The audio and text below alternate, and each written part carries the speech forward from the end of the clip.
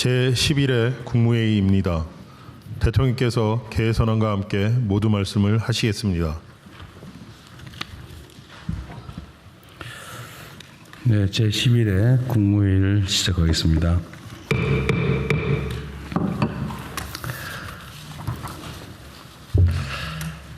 중동 전쟁의 확대 장기화로 원유 천연가스 수급 불안이 커지고 있습니다.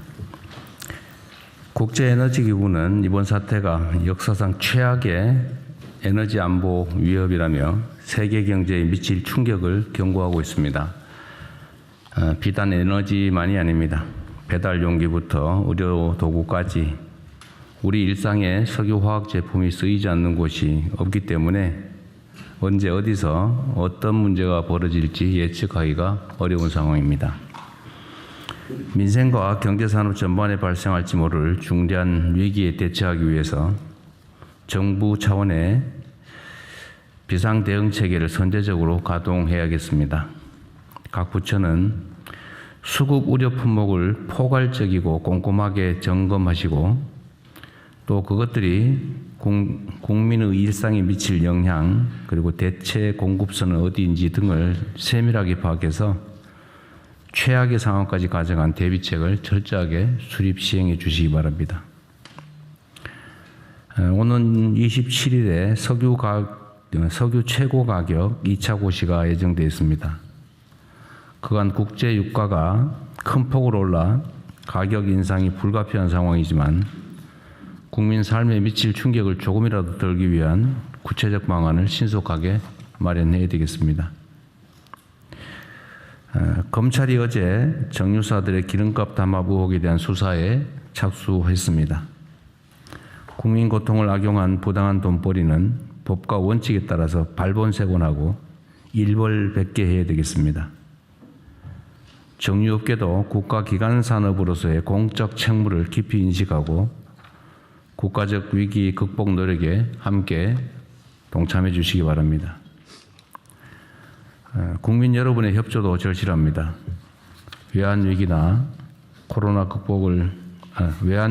코로나 국난을 극복했던 것처럼 이번 위기 역시도 우리 국민 모두가 마음과 뜻을 모으면 얼마든지 이겨낼 수 있습니다. 공공기관은 차량 오부제 등으로 솔선수범하고 우리 국민들께서도 대중교통 이용과 생활 절전 등 에너지 아껴 쓰기 운동에 동참해 주시기를 부탁드립니다. 중동 전쟁의 충격이 갈수록 커지는 상황에서 전시 추경의 편성과 처리는 빠르면 빠를수록 효과가 배가 될 것입니다. 특히 이번 추경은 국민 체감의 원칙 아래 고유가 부담 완화, 민생 안정, 산업 피해 최소화, 공급망 안정, 지방 경기 활성화를 주요 목표로 꼼꼼하게 세부 내용을 설계해 주기 바랍니다. 규모도 마찬가지입니다. 미리 전체 규모를 정해놓고 각 사업을 억지로 끼워 맞추기보다 실제 현장의 필요를 충실하게 반영한 적정 수준으로 편성해야 되겠습니다. 지금은 재정을 아끼는 것보다 어렵고 필요한 것에 신속하게 그리고 효과적으로 투입하는 것이 무엇보다 중요하겠습니다. 정부는 이를 유념해서 신속한 추경 편성을 해 주시기 바랍니다. 지난주 대전 대덕구에서 안타까운 사고가 있었습니다. 화재 사고로 큰 인명피해가 발생했습니다.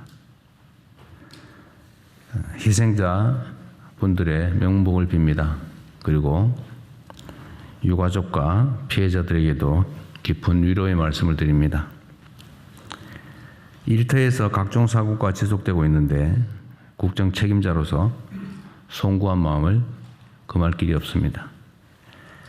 관계부처는 보상, 트라우마 치유, 유가족 지원 등 피해 대책을 세심하게 마련해 주시기 바랍니다. 아울러 위험 사업장에 대한 조사를 철저하게 실시하고 안전 관련 제도가 현장에서 제대로 작동하고 있는지도 철저하게 점검해 주시기 바랍니다. 그리고 추가로 지금 노동부 장관 네. 산재 사망을 줄이기 위해서 우리가 참 많이 노력하고 있죠. 네. 국회 입법은 어떻게 좀 잘 되고 있어요? 예, 거의 다 입법 마무리 단계고요. 이제 법사위까지 통과한 법안들이 본회의를 통과하게 되면 작년 9.15 대책은 마무리될 것 같습니다. 여하튼 이것도 지금 몇 달 걸리고 있는데 너무 당연히 해야 될 일들이 안타깝게 좀 지연되는 것은 매우 유감스럽습니다. 그리고 그때 제가 그 산재 사망 사고 일보를 하라고 해서 매일매일 제가 보고를 받고 있는데 네. 제가 그 중에 특이점을 하나 발견했어요. 노동부 장관도 알고 있을 텐데 추락 사고가 여전히 많이 있고 공사장 추락은 많이 좀 줄어든 것 같은데 네. 축사에서 떨어지는 사람이 왜 이리 많습니까? 네, 축사 개량 태양광 설치 과정에서 많은데 우선 지붕에서 떨어지는 사람이 많아요. 고령자들이고 또 신고조차 안 되기 때문에 접근하기 어려운데요. 그래서 저희들이 협단체 지방정부하고 협업해가지고 최소한 지붕공사할 때는 지방자치단체에 신고할 수 있도록 해서 저희들이 이번에 일터 안전 지킴이 집중적으로 배치할 예정입니다. 지붕에 올라가서 대체적으로 보면 지붕이 무너져서 떨어지는 거잖아요. 예, 지붕 공사를 한다는 거는 지붕이 약하다는 것이고 약한 곳을 올라가서 대책 없이 그냥 떨어집니다. 어쨌든 그 점도 지붕에 올라가는 사고가 올라가서 떨어지는 사고가 워낙 많이 발생하니까 그걸 특정 유형인데 각별히 좀 뭐 지침을 만들든지 원래 지붕에 올라가는 무슨 작업을 할 때 뭐 신고를 하게 한다든지 하여튼 뭔가 좀 대책을 구체적으로 세워야 될 것 같아요. 네. 5억 미만 사업이 대부분이기 때문에 신고 의무가 없어서 그렇긴 한데 그래서 저희들이 지붕 사고 같은 경우에는 축협이라든지 그다음에 태양광 같은 경우에는 정부 지원을 받기 때문에 최소한 이런 공사를 한다는 신고 정도는 해주면은 우리가 어디서 작업이 벌어진다는 걸 알고 그 근처에 집중적으로 하여튼 그 구체적인 제도적 방안을 좀 강구해 보십시오. 예. 어쨌든 계속 제가 보니까 지붕에 주로는 태양광 공사하다가 지금 떨어지고 있고 지붕 수리하다 떨어지고. 예.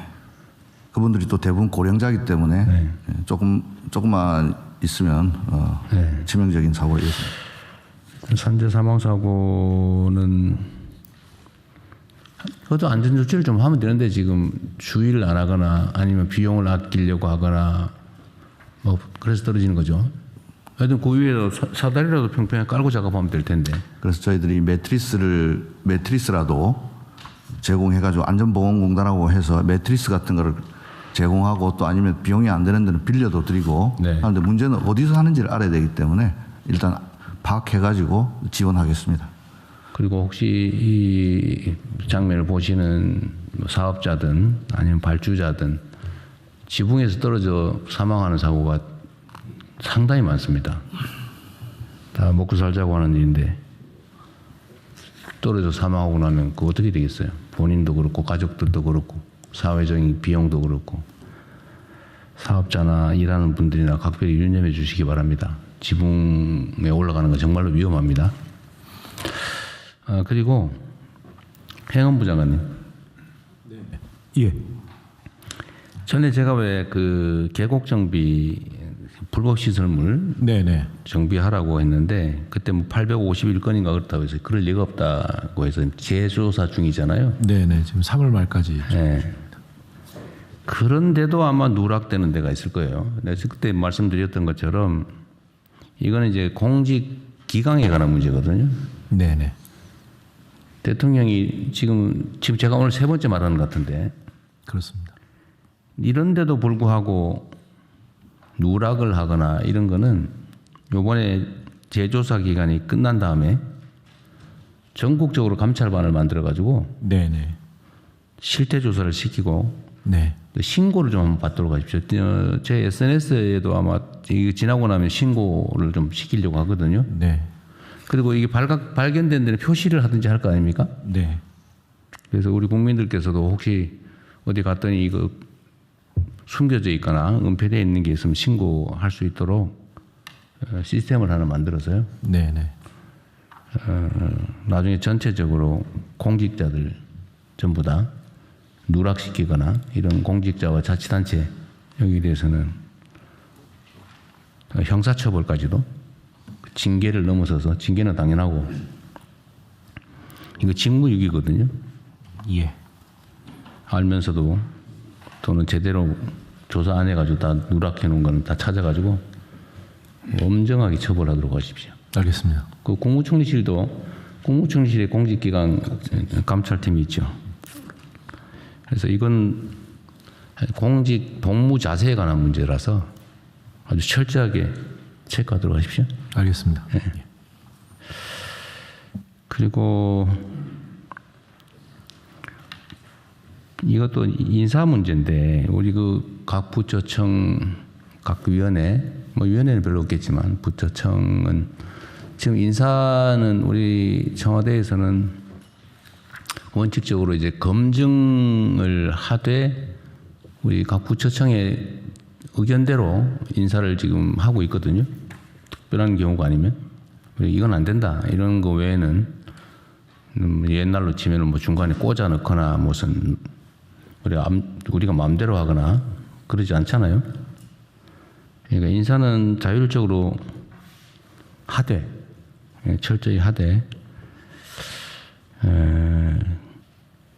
제가 그거 보니까 그 상층은 이렇게 좀 기강이 좀 잡혀가는 것 같아요. 질서가. 근데 그게 하부 단위까지 제대로 예를 들면 엄정하게 공직 기강이 잡혀가는지 잘 모르겠어요. 그래서 조직의 가장 기본은 기강인데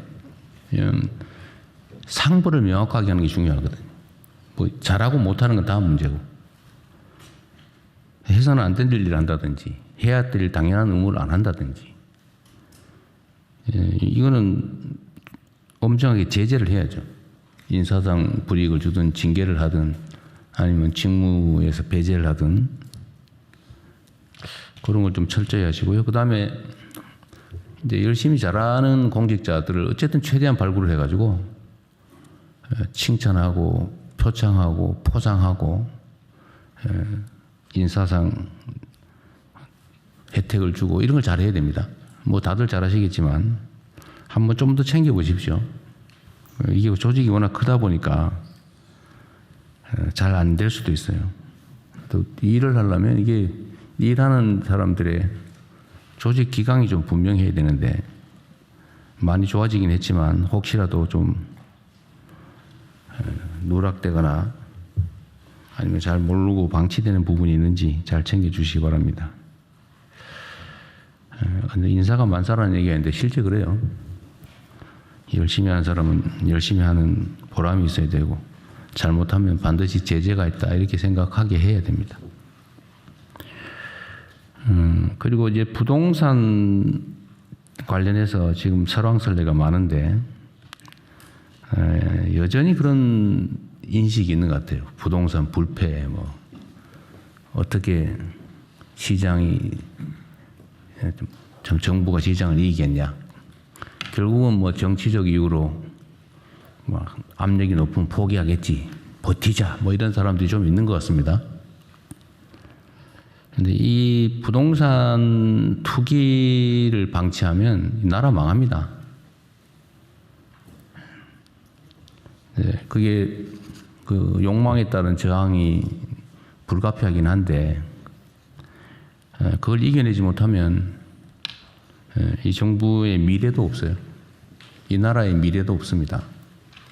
철저하게 준비를 잘 하셔야 되겠어요. 지금 각 부처청이야 뭐 관련된 부분에서 뭐 세제든 금융이든 규제든 다들 준비하고 계실 텐데 여하튼 엄정하게 그리고 촘촘하게 0.1%의 물샐 틈도 없게 모든 악용 가능성 이걸 완전히 배제하고 철저하게 준비를 해야 됩니다. 뭐 정치적 고려 전혀 할 필요 없습니다. 결국은 이거는 부동산은 심리전에 가까운데 내가 보니까 욕망과 그다음에 정의라고 하는 게 부딪혀서 결국 욕망이 지금까지 이겨왔죠. 그 여기에 뭐 기득권 또는 정책 결정 권한을 가진 집단 또는 사람들이 욕망을 편들었지 않습니까? 그것 때문에 소수는 엄청나게 혜택을 받겠지만 압도적 다수는 정말 평생 내 집 구경 못하고 살겠구나. 평생 남의 집 전전하면서 엄청난 주거 비용 부담하면서 이게 괴롭게 살아야 되는구나 이렇게 생각하게 만들잖아요. 그리고 각 이제 부동산 값이 비싸지니까 이게 또 물가를 올리는 원인이 되고 또 기업이나 또 산업 쪽에서는 비용이 올라가니까 또 생산비가 올라가니까 또 경쟁에서 뒤처지고 또 물가 오르고 이런 악순환이 계속되고 있는 아주 대한민국이 가지고 있는 최악의 문제점입니다. 부동산 투기. 그래서 이거는 제도 자체 설계는 철저하게 해주시고요. 그다음에 여기에 대한 제재 권한을 가진 각 부처청은 조사 제재 준비도 철저하게 좀 해주기 바랍니다. 아주 엄정하게 제재해야죠. 뭐 담합이라든지 아니면 조작이라든지 이런 것도 아주 엄정하게 철저하게 준비해서 집행해 주시기 바랍니다.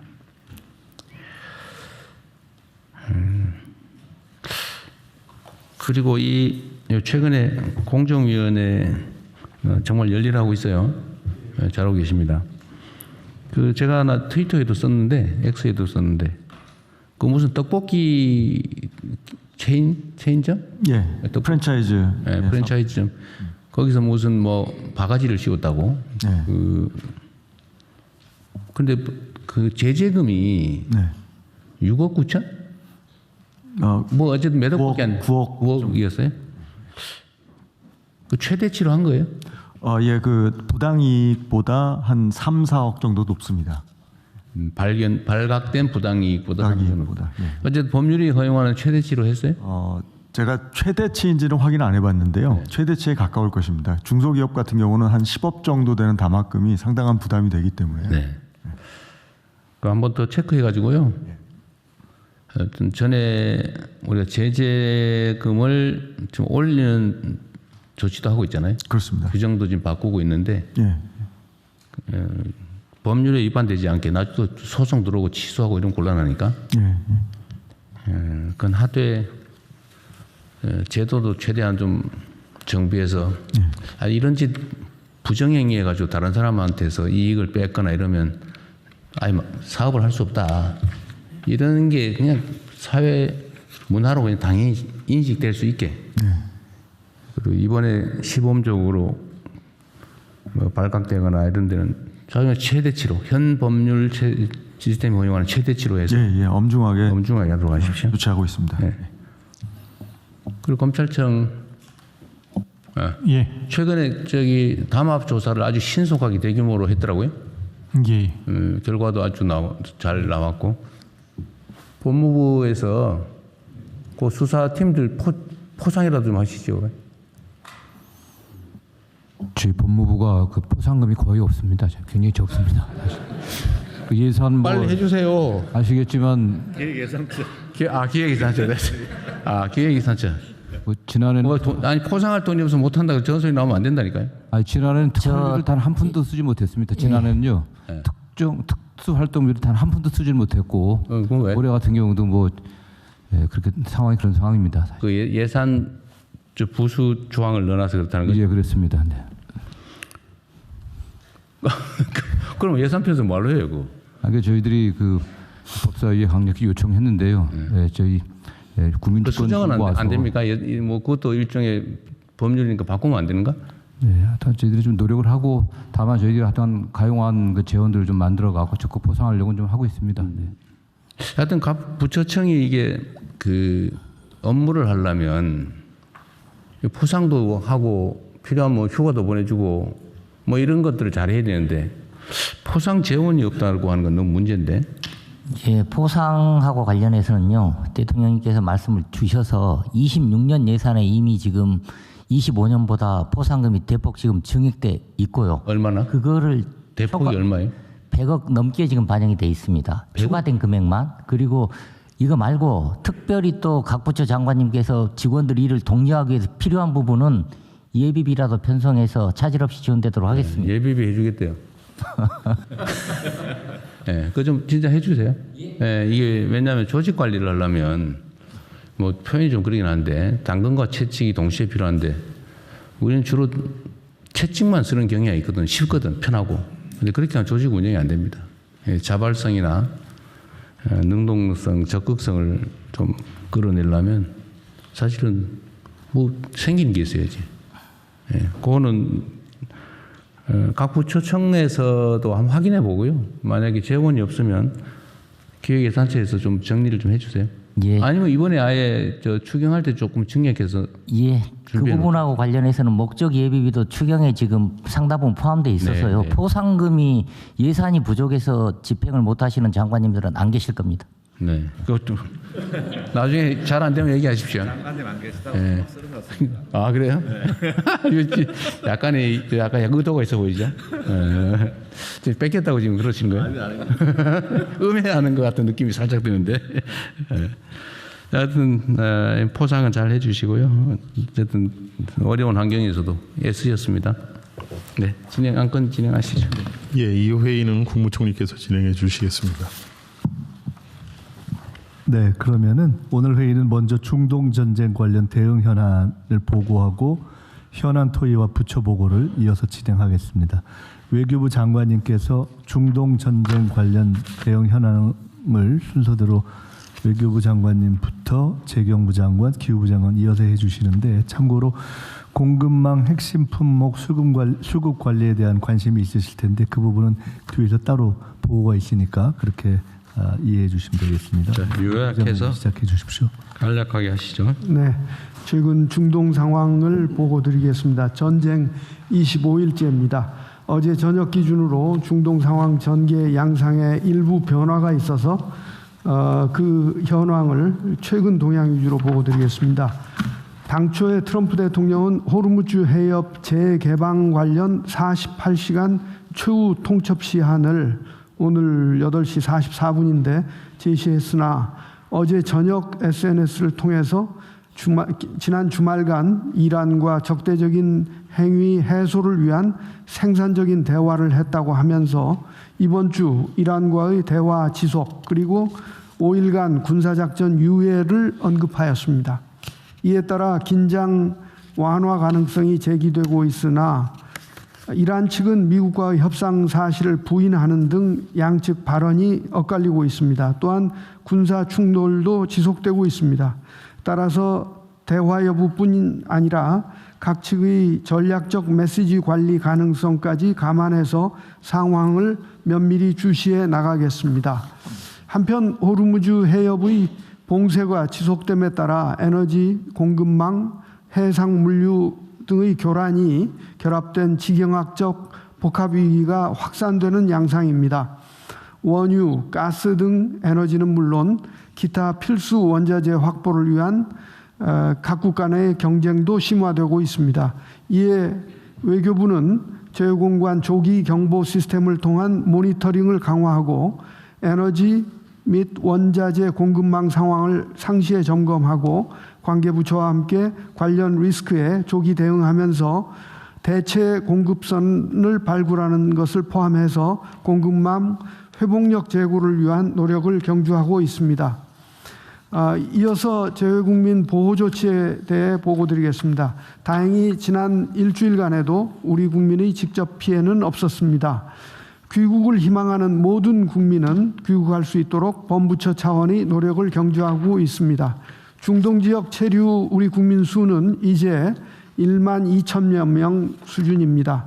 대피 의사가 있는 국민들은 정부의 지원하에 또는 개별적으로 대체로 귀국했거나 안전한 지역으로 이동한 것으로 파악됩니다. 생업, 선교활동, 또 다문화 과정, 우리 기업의 현지 주재원 등 여러 사유로 중동 지역에 잔류 중인 분들도 있습니다만 정부 차원에서는 특히 이란, 레바논, 이라크 등 고위험 지역에 남아있는 국민들을 대상으로 출국을 계속 독려하고 있습니다. 지난주에는 외교부에서 관련 부처와 함께 UAE, 사우디, 카타르 등 제외공관이 참석한 회의를 갖고 호르무즈 해협 내측에 있는 선박 내 우리 선원 총 179명의 안전 확보를 위한 점검을 하였습니다. 또한 이를 각 선사와도 공유하고 있습니다. 또한 영내 발전소 등 에너지 인프라 시설에 대한 공격 가능성이 높아진 만큼 어제 관계부처 회의를 갖고 대책을 논의했습니다. 외교부는 해당 지역 인근에 체류 중인 우리 국민과 기업들을 대상으로 출국 또는 대피할 것을 권고하고 안전에 각별히 유의할 것을 계속 당부해 나가겠습니다. 아울러 지난주 금요일 레바논 일부 지역과 사우디 일부 지역에 여행 금지 및 출국 권고를 각각 추가 발령했습니다. 외교부는 앞으로도 현지 정세를 예의주시하면서 현지 우리 국민들이 안전을 확보하고 또 대피 또는 귀국을 희망하시는 국민들을 위한 지원을 계속해 나가겠습니다. 중동 사태가 재외국민 보호는 물론 우리 에너지 수급과 물류 공급망 등 여러 분야에 직접적인 영향을 미치고 있는 만큼 외교부는 재외국민과 우리 기업 보호 조치를 지속하는 한편 향후 정세 동향과 전망에 대해서도 보다 심층적인 분석을 해나가겠습니다.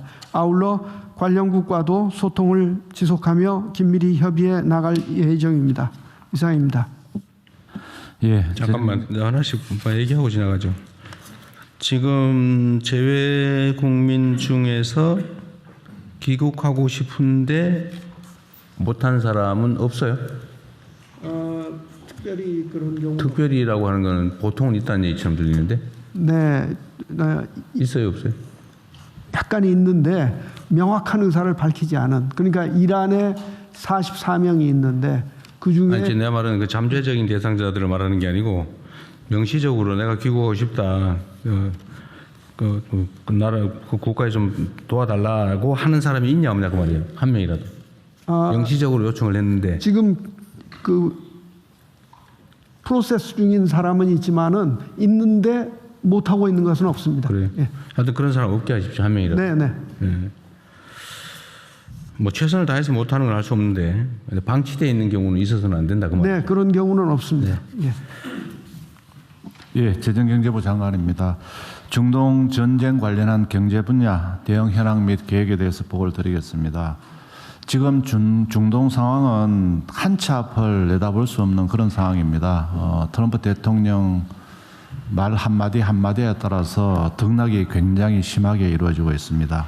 에너지의 경우 지난 금요일 3월 20일 브렌트유가 112불이었습니다. 오늘 아침 9시 30분 101불대로 한 10불 이상이 이렇게 떨어졌습니다. 그리고 서부 텍사스 중진류 같은 경우도 지난주 금요일에는 98불이었습니다만 오늘 아침에는 90불대까지 이렇게 떨어지는 상황으로 이 유가도 올랐다가 내려갔다 하는 그런 상황입니다. 그리고 휘발유나 그 경유의 현물 시장, 싱가포르 현물 시장 가격은 그 전쟁이 나기 전 2월 27일에는 각각 80불, 98불. 그리고 저희들이 1차 최고 가격제 설정하기 전에 3월 12일에는 휘발유가 130불, 그다음에 경유가 195불이었다가 지난주 금요일 날에는 151불, 223불로 이렇게 가격이 상승하고 있기 때문에 최고 가격제의 부담으로 증가하는 요인이 있습니다. 주가는 등락 중입니다. 지난주 금요일 날은 또 올랐다가 내렸다가 또 올랐다가 오늘 아침에 좀 오르고 등락 중입니다. 그리고 환율은 전쟁 상황으로 1,500원대까지 갔습니다만 오늘 조금 전에는 제가 1,500원대 밑으로 이렇게 이루어지는 걸 보고 왔습니다. 금리도 또 올랐다가 오늘은 또 약간 또 떨어지는 그런 모습을 보이고 있습니다.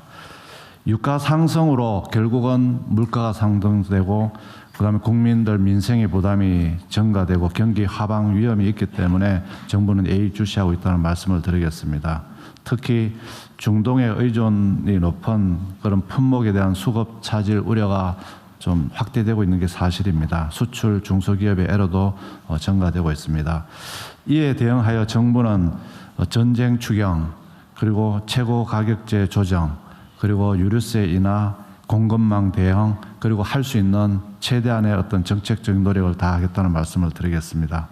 전쟁 추경을 신속하게 편성해서 이달 말까지 국회에 제출하도록 하겠습니다. 내용으로는 유류비 경감, 민생안정, 수출기업 지원 등이 되겠습니다. 특히 직접 지원, 차등 지원으로서 우리 서민이나 소상공인, 농어민, 청년 그리고 지방이 촘촘하게 지원되도록 하겠습니다.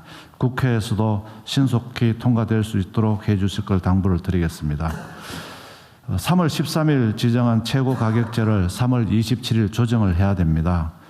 석유 제품 최고 가격이 일부 올라갈 수가 있습니다. 그 대신에 또 많이 올라간 걸 막기 위해서 유류세도 인하해서 국민들 부담을 최소화되도록 하겠습니다. 특히 경유 가격은 상승폭이 높습니다만 최소화해서 서민 부담을 경감하도록 하겠습니다.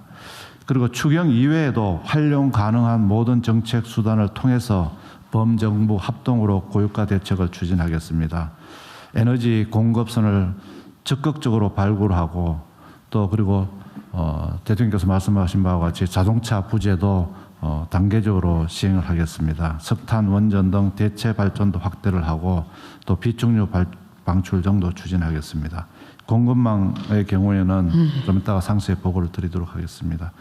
피해기업 지원도 추경을 통해서 촘촘하게 지원하는 이외에도 정부가 이미 마련한 20조 3천억 원의 정책금융도 확대를 검토하겠습니다. 그리고 수출 중소기업에 대한 추경 지원이 이루어지는 경우 원스톱 지원 딜리버리를 좀 잘 하도록 하겠습니다.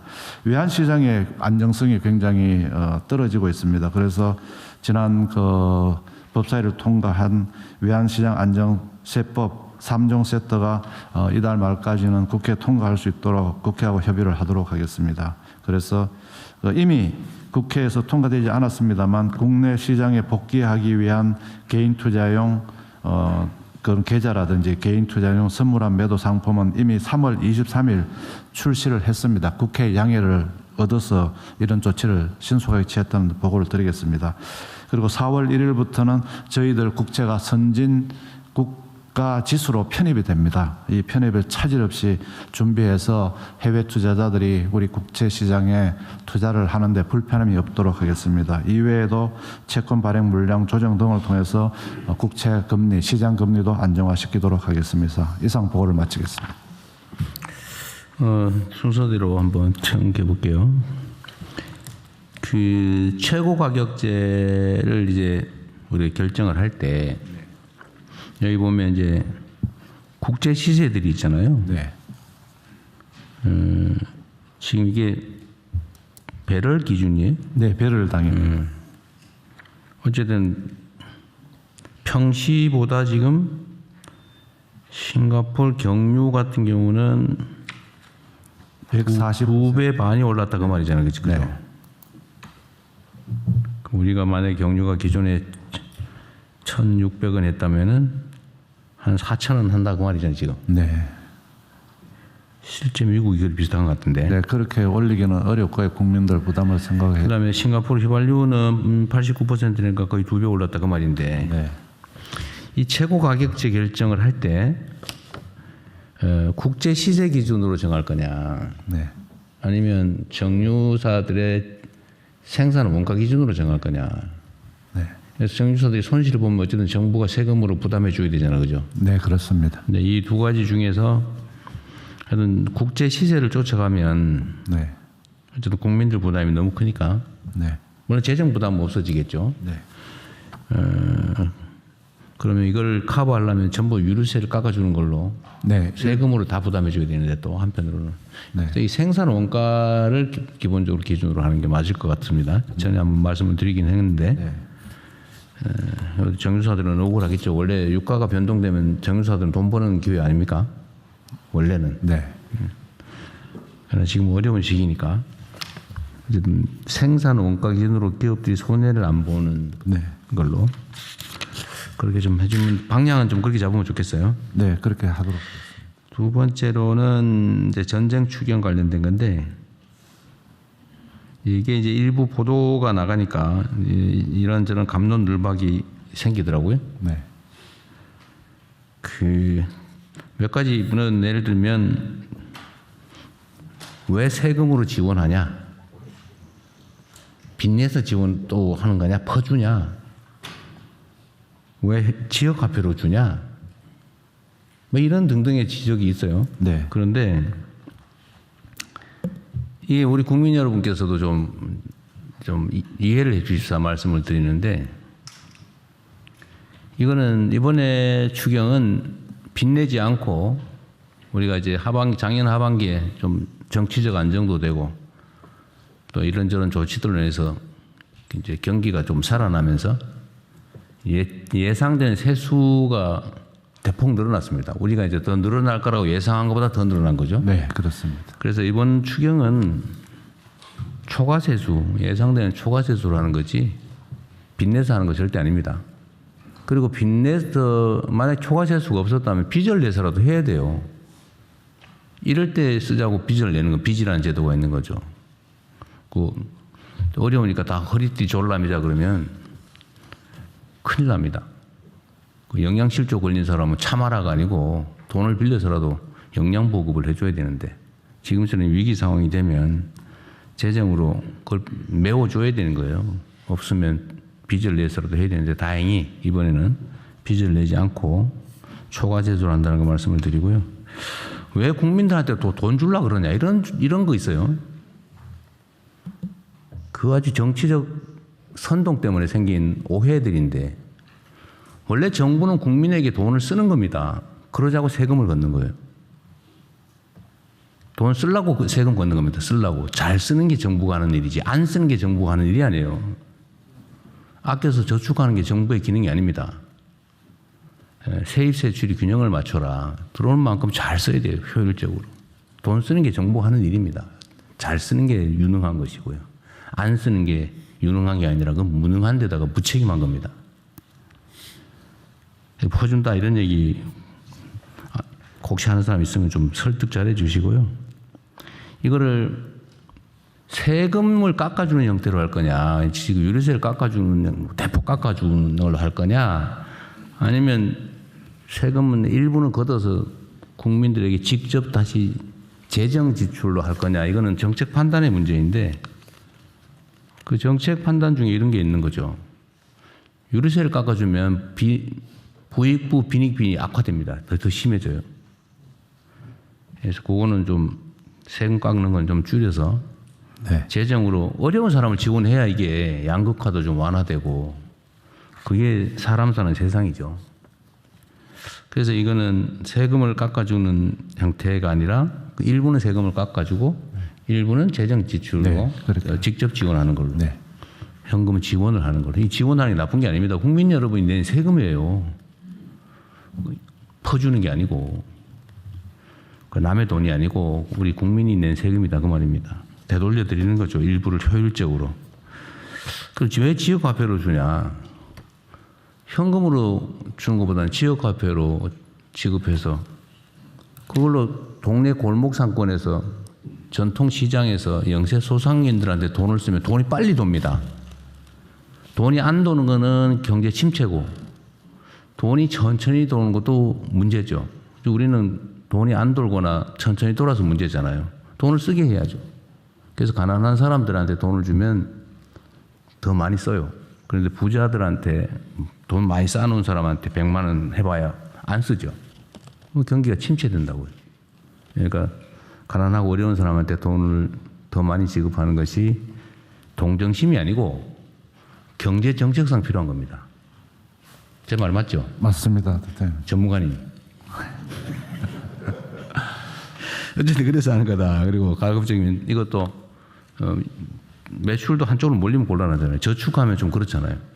지금은 저축이 오히려 문제니까 소비를 진작시켜야 되니까 일정 기간 내에 그것도 동네에서 지방에서 써야 되는 안 쓰면 사라지는 지역화폐로 주는 게 경기순환에 도움이 되잖아요.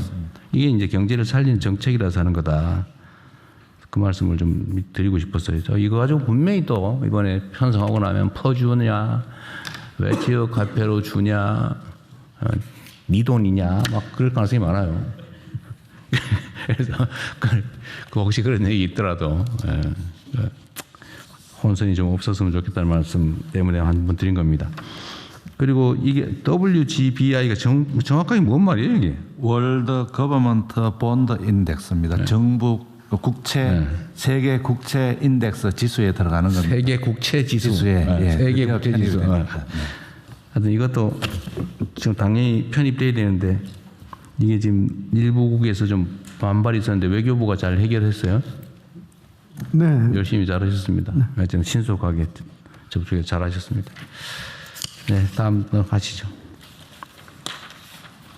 네, 자원안보 위기 경보가 관심에서 주의로 높아짐에 따른 에너지 절감 대응 계획에 대해서 기부가 보고 드리겠습니다. 먼저 전기료에 가장 영향이 큰 게 LNG인데요. 이 LNG 소비를 최소화하기 위한 전원 믹스를 조정하겠습니다. 그러려면 원전의 이용률을 현재 73%대인데요. 이거를 80% 이상으로 높일 수 있도록 하겠습니다.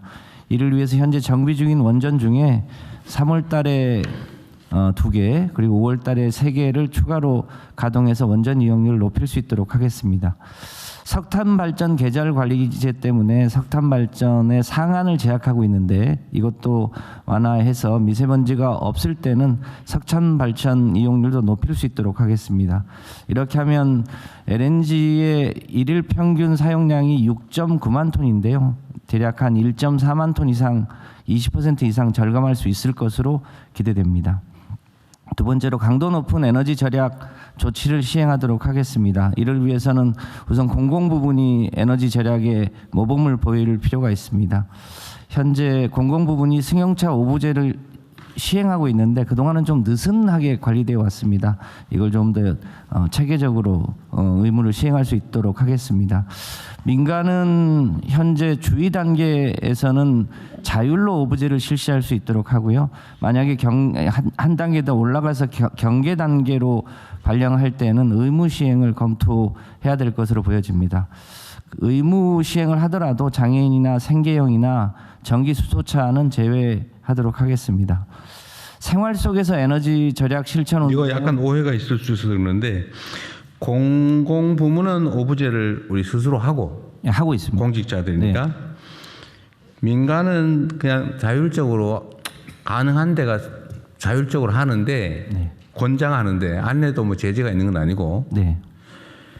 경계 단계가 발령되면 그때는 의무 시행을 그때 가서 검토하겠다 그 말이죠. 그렇습니다. 지금 하는 게 아니고. 지금 하는 건 아니고. 혼선이 생길 수 있을 것 같아서. 한 단계 더 높아지면 민간도 좀 의무적으로 해야 될 것 같아요. 그리고 그 중간 단계쯤으로요. 네. 이런 것도 한번 고려해 보십시오. 이게 이제 단계적으로 충격이 없이 해야 되는데 예를 들면 공용 주차장 있잖아요. 공용 주차장. 네. 주차장에서는 그런 데 살짝 제약을 하는 것도. 네. 한번 검토를 한번 해보세요. 그러겠습니다. 네, 민간에서 하는 거는 권장인데 그 공용 주차장은 조금 고려를 해볼 필요가 있지 않을까 하는 생각이 듭니다. 예. 네, 자율적으로 참여하는 사람들은 좀 널널하게 쓸 수 있게 그렇게 하겠습니다. 네. 어차피 넘치니까요. 네. 네. 이 생활 속의 에너지 절약 실천 운동도 본격적으로 추진하도록 하겠습니다. 별참 자료에 있는데요. 우선 대중교통 이용을 활성화할 수 있도록 하고요. 출퇴근 시간도 한시적으로 조정해서 교통 수요를 분산하면 에너지 절약 효과가 있습니다. 에너지 절약과 관련해서 앞서 말씀드렸습니다만 에너지 발전이 급증하는 시간대 이게 피크 시간대인데요. 최근에 태양광 때문에 피크 시간대가 오후 5시에서 8시로 변경됐습니다. 이 시간대에 전기 사용을 자제하면 LNG 소비를 줄일 수 있습니다. 전기가스 절약 할인 제도도 본격적으로 홍보해서 시행할 수 있도록 하고 탄소 중립 포인트 제도도 좀 더 적극적으로 활용하면 에너지 절약을 할 수 있을 것이라고 보여집니다.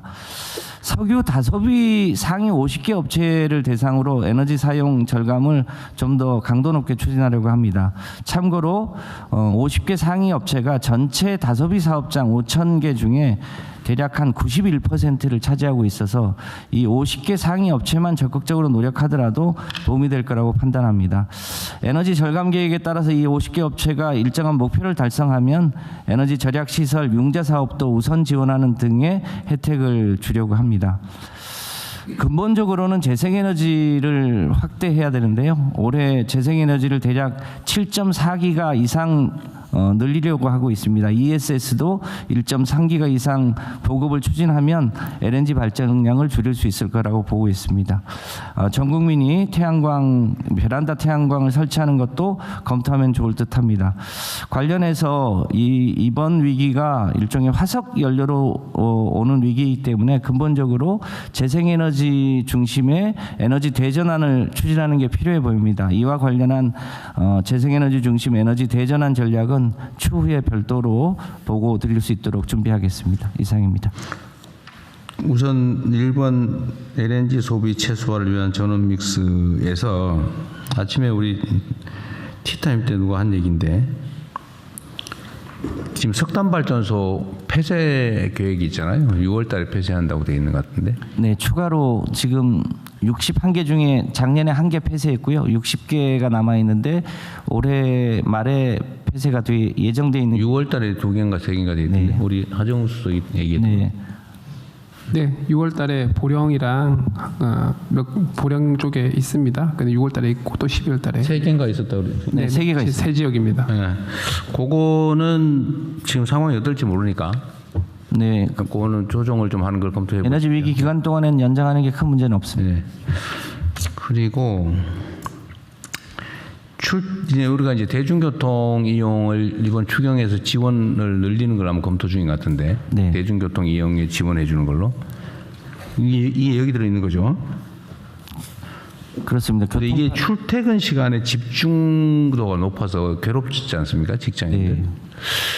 출퇴근 시간에 무료 이용을 좀 제한하는 일단 한두 시간만 피크 타임만. 어르신들 뭐 예를 들면 근데 그 중에서는 이제 직장 출근하는 분은 계셔서 또 구별이 좀 그렇긴 한데 뭐 놀러 가거나 뭐 그냥 마실 갈 사람들은 좀 제한하는 걸 한번 연구 한번 해보세요. 근데 구분이 쉽지 않을 것 같긴 해요. 뭐 노인이라도 출퇴근하는 분이 계셔서 그 쉽게 막 어떻게 하긴 좀 그럴 것 같은데 일단 광고하는 건 적극적으로 할 수 있을 것 같습니다. 하여튼 출퇴근 시간에 집중되면 예를 들어 우리가 대중교통을 권장을 해도 대중교통이 너무 괴롭잖아요. 출퇴근 시간에. 네. 이 사진 그것도 뭐 그거 권유하기 어려운데 그걸 분산시키는 방법을 연구를 좀 해보시죠. 네. 그 복지부도 같이 해야 될 것 같긴 한데 아니 연구를 한번 해보자고요. 이럴 때. 네, 같이 검토하겠습니다. 네, 고민을 한번 해보시고요. 그 다음에 지금 전기 사용 피크 타임에 이 지금 줄이는 게 핵심이잖아요. 평소에는 그것 때문에 막 전기를 생산해서 버리고 있잖아요. 그 피크 타임 맞추려고. 네, 재생에너지가 늘어나면 이제 커팅 문제가 있고 네. LNG는 피크 시간대가 네. S&P 가격이 높아집니다. 이 피크 시간대 전기 요금이 지금은 똑같잖아요. 전기 요금이 산업용 요금은 다르고요. 달라요? 가정용은 똑같아요. 가정용 똑같죠. 네. 산업용은 자동으로 그게 계산됩니까? 아니면 어떻게 해요? 그동안은 낮 시간대가 비싸서 낮 시간대 사용을 억제해 왔는데요. 최근엔 낮 시간에 이제 재생에너지가 늘어나면서 오히려 낮 시간에 사용을 권장하고 저녁 피크 시간대 사용을 하기 위해서 소위 이제 개시별 요금제도 개편 방안을 얼마 전에 확정해서 아직은 시행은 안 하고 있습니다. 지금 이제 시행에 들어가고요. 조금 준비가 필요하다는 것은 6개월 유예를 줬습니다. 그래요. 어쨌든 가정용도 피크 타임에 쓰는 게 좀 비싸고 좀 아닌 시간에는 싸게 이렇게 해서 평균적으로는 같게. 네. 좀 조기 시행하는 걸 좀 해야 될 것 같은데. 네, 검토해서 추진하겠습니다. 한번 검토는 한번 해보세요. 이게 6개월 후면은 다 끝난 상황일 수도 있어서. 네. 그렇다고 뭐 지금 당장 하기는 어렵겠지만 좀 땡기는 것도 한번 검토해 보면 좋겠습니다. 그리고 재생에너지 보급도 이번 기회에 이거 화석연료에 의존하는 게 근본적으로 문제인데다가 앞으로 재생에너지로 전환해야 된다는 필요성이 더 높아졌잖아요, 그죠? 그렇습니다. 1가구 1베란다 태양광 아니면 뭐 도심에서도 사실은 지금 태양광 설치해서 전기 발전할 수 있는 게 많잖아, 그죠? 네, 가정용 태양광은 일반 주택은 얼마든지 할 수 있고요. 도시도 얼마든지 할 수 있습니다. 이것도 이번에 이제 예산 지원을 좀 할 거 아니에요? 예산 지원을 할 텐데 그것도 좀 양도 늘리고 속도도 좀 빨리 하면 좋겠습니다. 그렇게 하겠습니다. 네.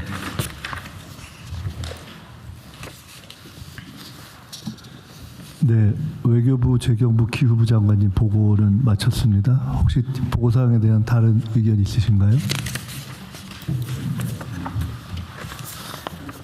제가 한 가지만 말씀드렸어요. 아까 대통령님 전쟁 상황에 있는 데서 귀국 의사가 있는데 못 따라오는 분이 없냐고 여쭤보셨는데 장관님께서 프로세스 과정 중에 있는 경우는 있는데 의사 표명을 한 경우는 없다 이렇게 말씀하셨지 않습니까? 근데 국민들께서 그러신데 제가 기운지는 모르겠지만은 실제 상황에서는 조금 그렇게 단순하지 않은 미묘한 경우가 있을 수 있을 것 같습니다. 예를 들어 지금 상황이 발생해서 정부에서 권유를 했고 이미 상당히 귀국을 했는데 남아 계신 경우는 삶의 터전이나 이런 것 때문에 이럴까 저럴까 고민해서 남아있는 경우가 대부분의 경우인데 희망을 받거나 또는 정부에서 권유를 하는데 실제 귀국하지 않으면 안 되는 위험한 상황이 막상 급히 발생을 하면은 그때는 희망을 표시해도 사실은 바로 돌아오지 못하는 상황이 실제 발생할 수 있고 그때 의사표명의 문제, 통지의 문제 그다음에 귀국의 문제들이 다 상당히 어려울 수 있어서 그런 부분에 대해서 그때그때 국민이 바뀔 때마다 상당히 선제적으로 통지도 해주시고 선제적으로 확인도 해주시고 지속적으로 체크하는 과정이 좀 필요할 것 같다. 그런 미묘한 상황이 있다는 걸 좀 이해해 주시고 외교부에서 좀 이거는 조금 더 민감하게 대응을 해주셨으면 좋겠다는 생각이 있고요. 다음은 현안 토의로 넘어가겠습니다. 토의 안건은 2027년 국민주권정부 예산 편성 방향입니다. 실제 편성부터 예산 편성 방향을 포함해서 실제 편성까지 이재명 정부, 주권정부가 기획하는 첫 예산이자 기획예산처가 신설된 이후에 처음 편성되는 예산이 이번 2027년 예산안입니다. 그래서 오늘 국무회의 토의를 거쳐서 내년 예산 편성 방향에 지방 주도 성장 등 우리 정부의 국정 패러다임을 충실히 반영하려고 하고 있습니다. 그 기조를 기획예산처 차관께서 발제해 주시기 바랍니다. 예, 2027년 국민주권정부 예산 편성 방향에 대해서 간략하게 보고 올리겠습니다. 당장 중동 전쟁에 따른 상황 변화에 빈틈없이 대응하는 것이 화급한 과제인 게 사실입니다. 하지만 이에 덧붙여 내년 예산을 단단하고 치밀하게 준비하는 일 또한 소홀히 할 수 없는 일인 것 같습니다. 먼저 27년 예산안의 의미입니다. 27년 예산안은 총리께서 말씀 주신 것처럼 통상적인 예년의 예산과 달리 각별한 의미가 있는 예산입니다. 27년은 이재명 정부 출범 3년 차입니다. 적극 재정을 통해 국정 성과를 본격적으로 증명해야 되는 시기입니다. 이재명 정부 5대 성장 패러다임 대전환에 대해서 신년사를 통해서 대통령님께서 말씀을 주셨는데요.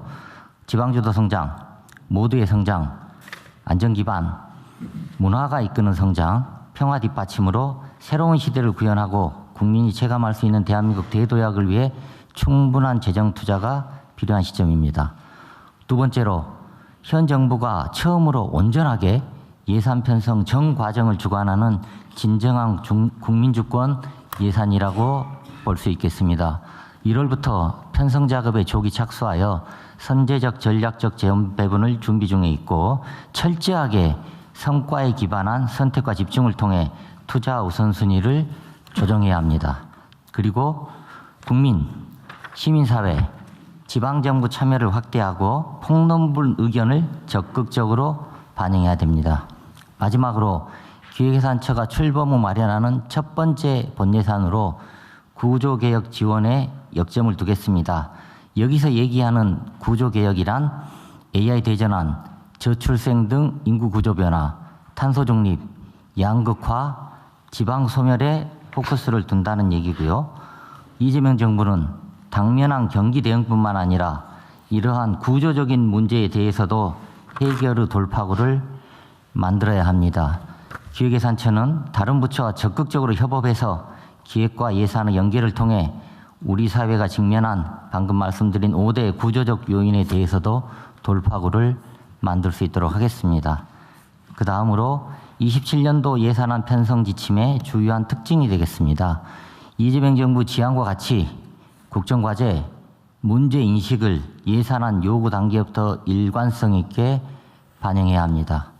지방우대, 이익공유 등과 같은 국정 이념뿐만 아니라 대통령님께서 지시 말씀 주신 내용들을 예산 편성 지침의 투자 중점에 상세하게 포함했습니다. 그리고 다음으로 의무 지출인지 재량 지출인지 사업비인지 경상비인지 한시 사업인지 계속 사업인지 금액이 큰 사업인지 금액이 적은 사업인지에 관계없이 모든 사업을 지출구조조정 대상에 포함하고 지출구조조정 기준 및 결과는 투명하게 국민들한테 공개될 것입니다. 아울러 민간 참여를 확대하는 프로세스 개편도 병행하여 역대 유례 없는 지출구조조정을 추진합니다. 의무지출도 예외가 아닙니다. 의무지출도 처음으로 감축 목표를 설정하고 입법조치 계획 등도 마련해야 합니다. 다음으로는 기존에는 학계, 연구기관 중심으로 의견 수렴을 해왔습니다. 하지만 더 나아가야 합니다. 최초로 시민단체 의견을 공식적으로 청취하고 일반 국민과 지방정부와 소통도 강화해야 합니다. 예산 편성뿐만 아니라 예비타당성 조사제도, 민간투자, 성과평가 등 재정운영 전반을 혁신하겠습니다. 다음 페이지입니다. 예산안 편성 지침의 주요 내용입니다. 첫 번째로는 재정기조 관련하여서는 전략적 재원 배분에 기반하여 적극적으로 재정을 운영하겠습니다. 우리 경제의 대전환 대도약을 뒷받침하고 국민 성과를 국민이 체감할 수 있도록 적극 재정 기조를 유지합니다. 다른 한편으로 재정의 지속 가능성 또한 확보하기 위해서 성과와 참여를 통한 수요자 중심의 재정 혁신과 함께 적재적소, 불효불급 원칙에 따른 전략적인 재원 배분을 추진합니다. 두 번째로는 투자 중점 관련하여서는 성장 동력 확충, 구조개혁 지원 등 4대 분야에 집중적으로 투자합니다. 먼저 성장 패러다임 전환과 관련하여서는 AX 본격 추진, 첨단 전략산업 집중 육성뿐만 아니라 탄소 중립 투자 확대, 문화가 이끄는 매력적인 성장도 중요한 성장 이슈로 다루어져야 합니다. 두 번째로는 지방주도 성장입니다. 이 앞전 국무회의에서 말씀드린 것처럼 지방주도 성장으로 대전환합니다. 권역별 전략산업에 기반하여 지방 성장 거점을 육성하고 교육, 교통, 의료 등 지역 인프라 지원도 강화하고 지역을 살리는 K컬처를 통해 재미있는 지방, 다시 한번 또 가고 싶은 지방을 만들어야 합니다. 통합 지방정부의 파격적인 지원을 약속했는데요. 이 약속은 지켜질 겁니다. 모두 성장입니다.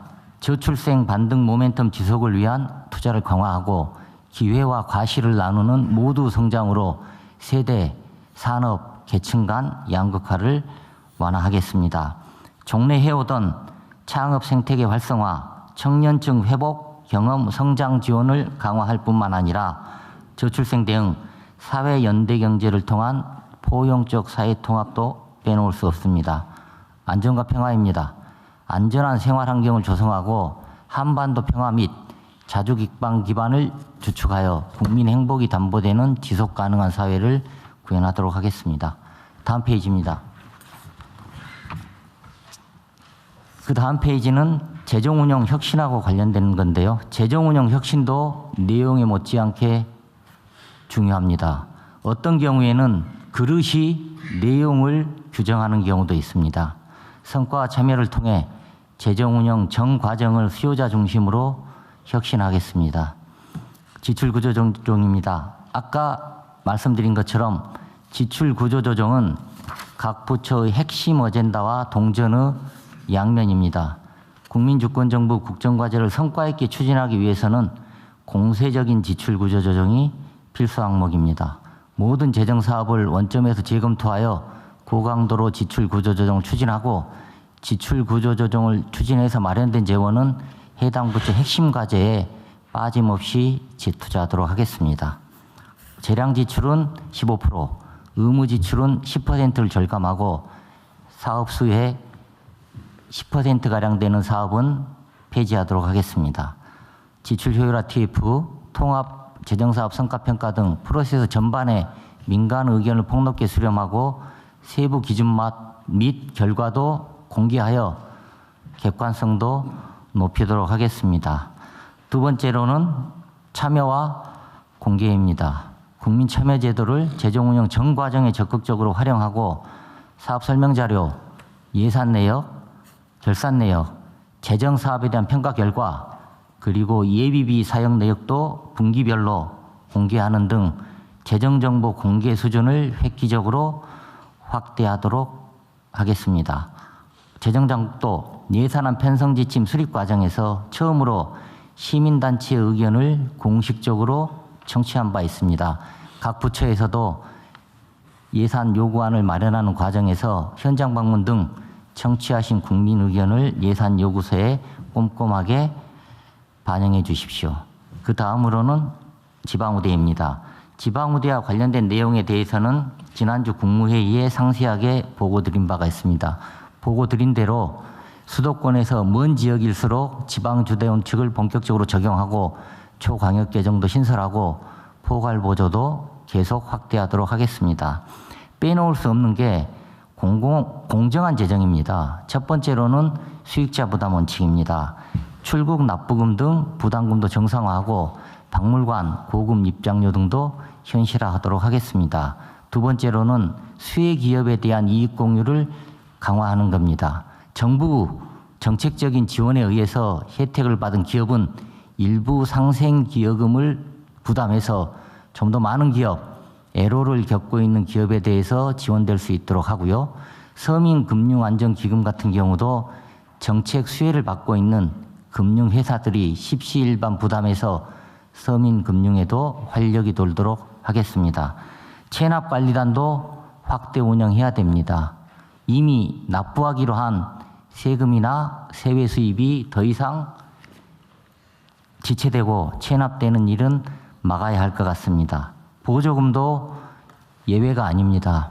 국민이 내신 세금이 허투루 쓰이는 경우가 상당수 실태조사에서 발견되고 있습니다. 보조금에 대해서도 각별하게 관리해 나가도록 하겠습니다. 그리고 부정행위 적발 확대를 위해 과감하게 신고포상제를 만들고 이러한 신고포상제가 원활하게 작동할 수 있도록 통합해서 기금도 신설하도록 하겠습니다.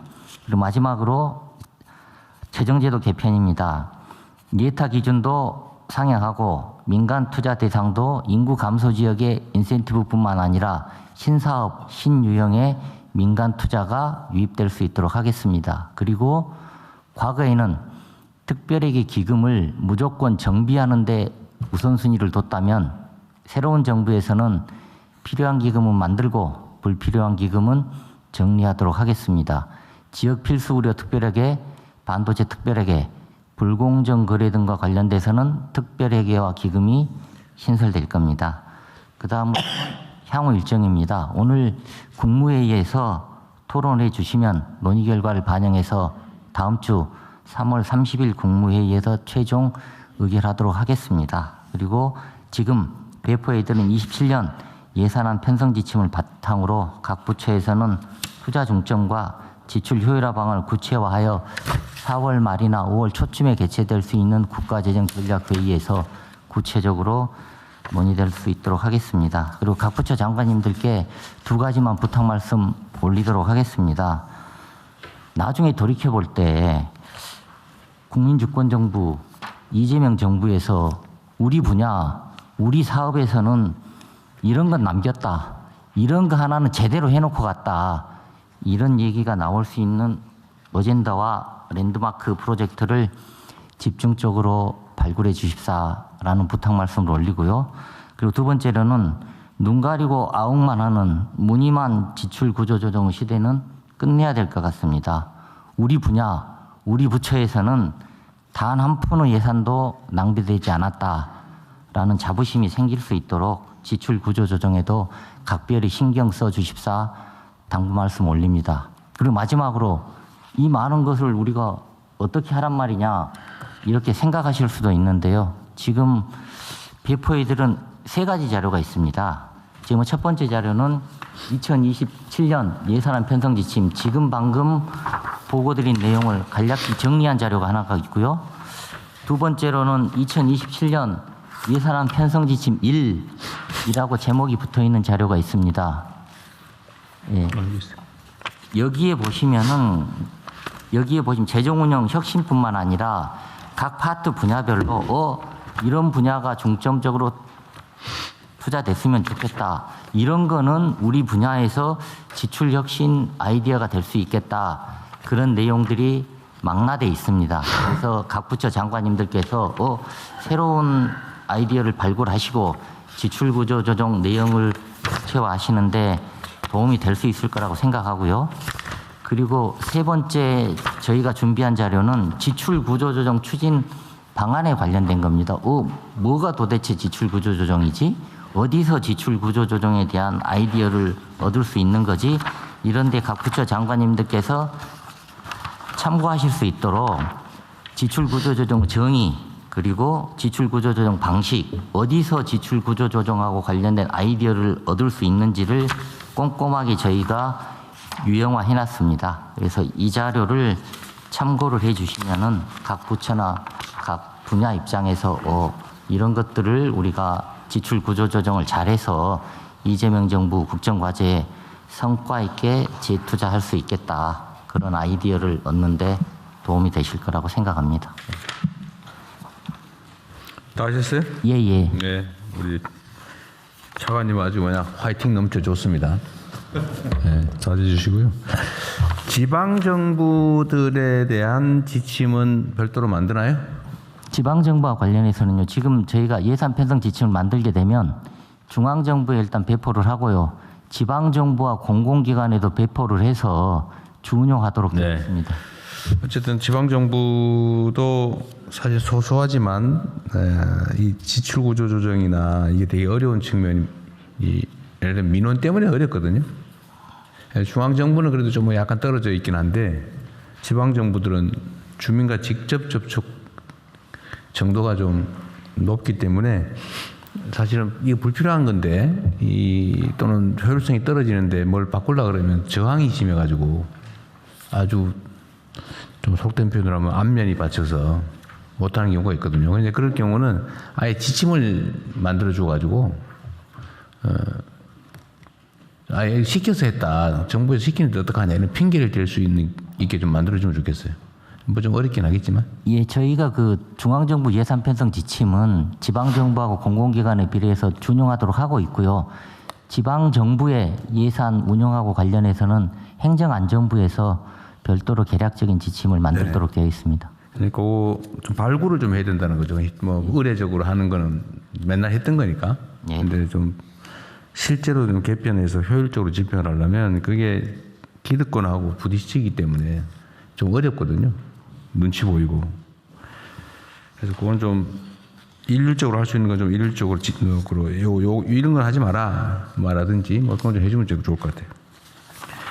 그리고 여기도 그런 내용이 있어서 그런데 이게 다른 부처들도 마찬가지인데요. 우리가 이제 재정 집행을 하면 딱 머릿속에 고정관념이 있어요. 공공이 하거나 민간이 하거나 둘 중에 하나입니다. 근데 그 세상에는 꼭 그 두 가지만 있는 게 아니거든요. 예를 들면 사회간접자본, 인프라 구축 이런 거에 그런 게 많죠. 재정으로 하려니 돈이 많이 들어요. 막 세금 부담에다가 국채 비율에다가 막 이러니까 부담이 너무 크죠. 그래서 그 다음에 나온 안이 민간 기업한테 맡긴 거예요. 돈과 실행력을 가진 민간 기업. 근데 민간 기업들은 돈 버는 게 목표니까 온갖 편법을 써가지고 바가지를 씌운단 말이에요. 지금 내가 어디라고 얘기는 안 하겠는데 재정 보전을 해주게 돼 있으니까 자주에 비용이 많이 들수록 많이 받을 수 있어요. 그래서 1,000억이면 지을 수 있는 거를 한 2,000억 정도 만들어가지고 막 부풀리죠. 그래서 지원을 받아요. 그런 다음에 운영비에서 수익이 부족하면 보전을 해주냐 보통. 요새는 좀 없앴다고 하던데 비용을 부족한 부분을 보존을 해주니까 비용을 부풀려요. 어떻게 부풀리냐? 자회사를 하나 만든 다음에 자기가 여기다 투자를 한 다음에 여기서 돈을 빌리는데 이자가 옛날에 40%씩 받고 말이에요. 요즘도 25%씩 받는 것 같더라고요. 20%, 25%씩. 지금 저 복지부 산하에도 그런 데 있어요. 그런 걸 또 연금이 인수를 해서 또 수익률이 높으니까. 이게 완전히 저는 이게 국민들 상대로 도둑질하는 거라고 생각되는데. 그래서 이런 방식으로 한단 말이에요. 돈 버는 게 돈이 막이니까요.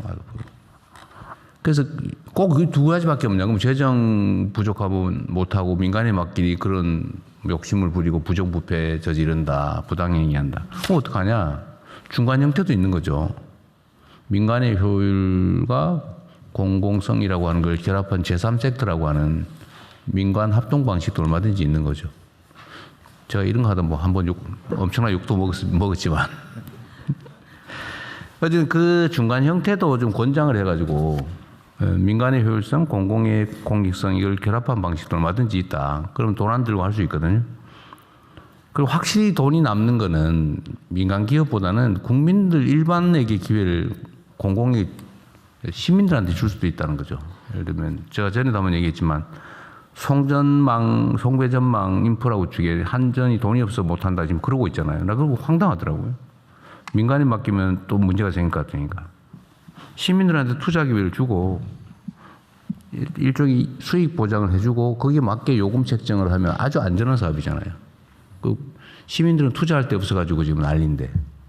그러니까 이건 시민들과 제3섹터를 만들 수도 있는 거죠. 좀 이렇게 좀 다양하게 좀 하면 좋겠고 특히 인프라 구축 관련해서는 이 제3섹터 방식들을 좀 더 적극적으로 각 부처가 발굴해 주면 좋겠습니다. 그래야 좀 일이 될 것 같아요. 네, 저는 다 했습니다. 네, 다른 의견 없으신가요? 다른 의견 없으시면 말씀 주십시오. 다 동의하고 하는데 하나 지금 최근에 중동 관련해서 제가 이게 자원적 에너지 안보 쪽을 하다 보니까 저희가 보완하고 개편해야 될 내용이 한두 가지가 아닌 것 같습니다. 자원 관련해서 전 네 가지 항목 중에서 성장 패러다임 전환 어느 한 부분에 이와 같은 위기 관리 성장에 필요는 하지만 위기 관리를 하지 않으면 상당히 할 수가 없는데 그런 항목들을 넣어서 지금 이번에 배운 내용들을 철저하게 반영한 것들이 하나 좀 들어가면 어떨까 싶습니다. 예, 지금 방금 산업부 장관이 말씀 주신 내용도 최종안을 만드는 과정에서 염두에 두고 수정할 수 있도록 하겠습니다. 그 말씀도 맞죠. 위기가 일상화된 시대가 됐습니다. 예, 그럼 이것으로 토의를 마치고 부처보고로 넘어가겠습니다. 먼저 햇빛소득마을 확산 추진 계획을 행안부 장관님 보고해 주십시오.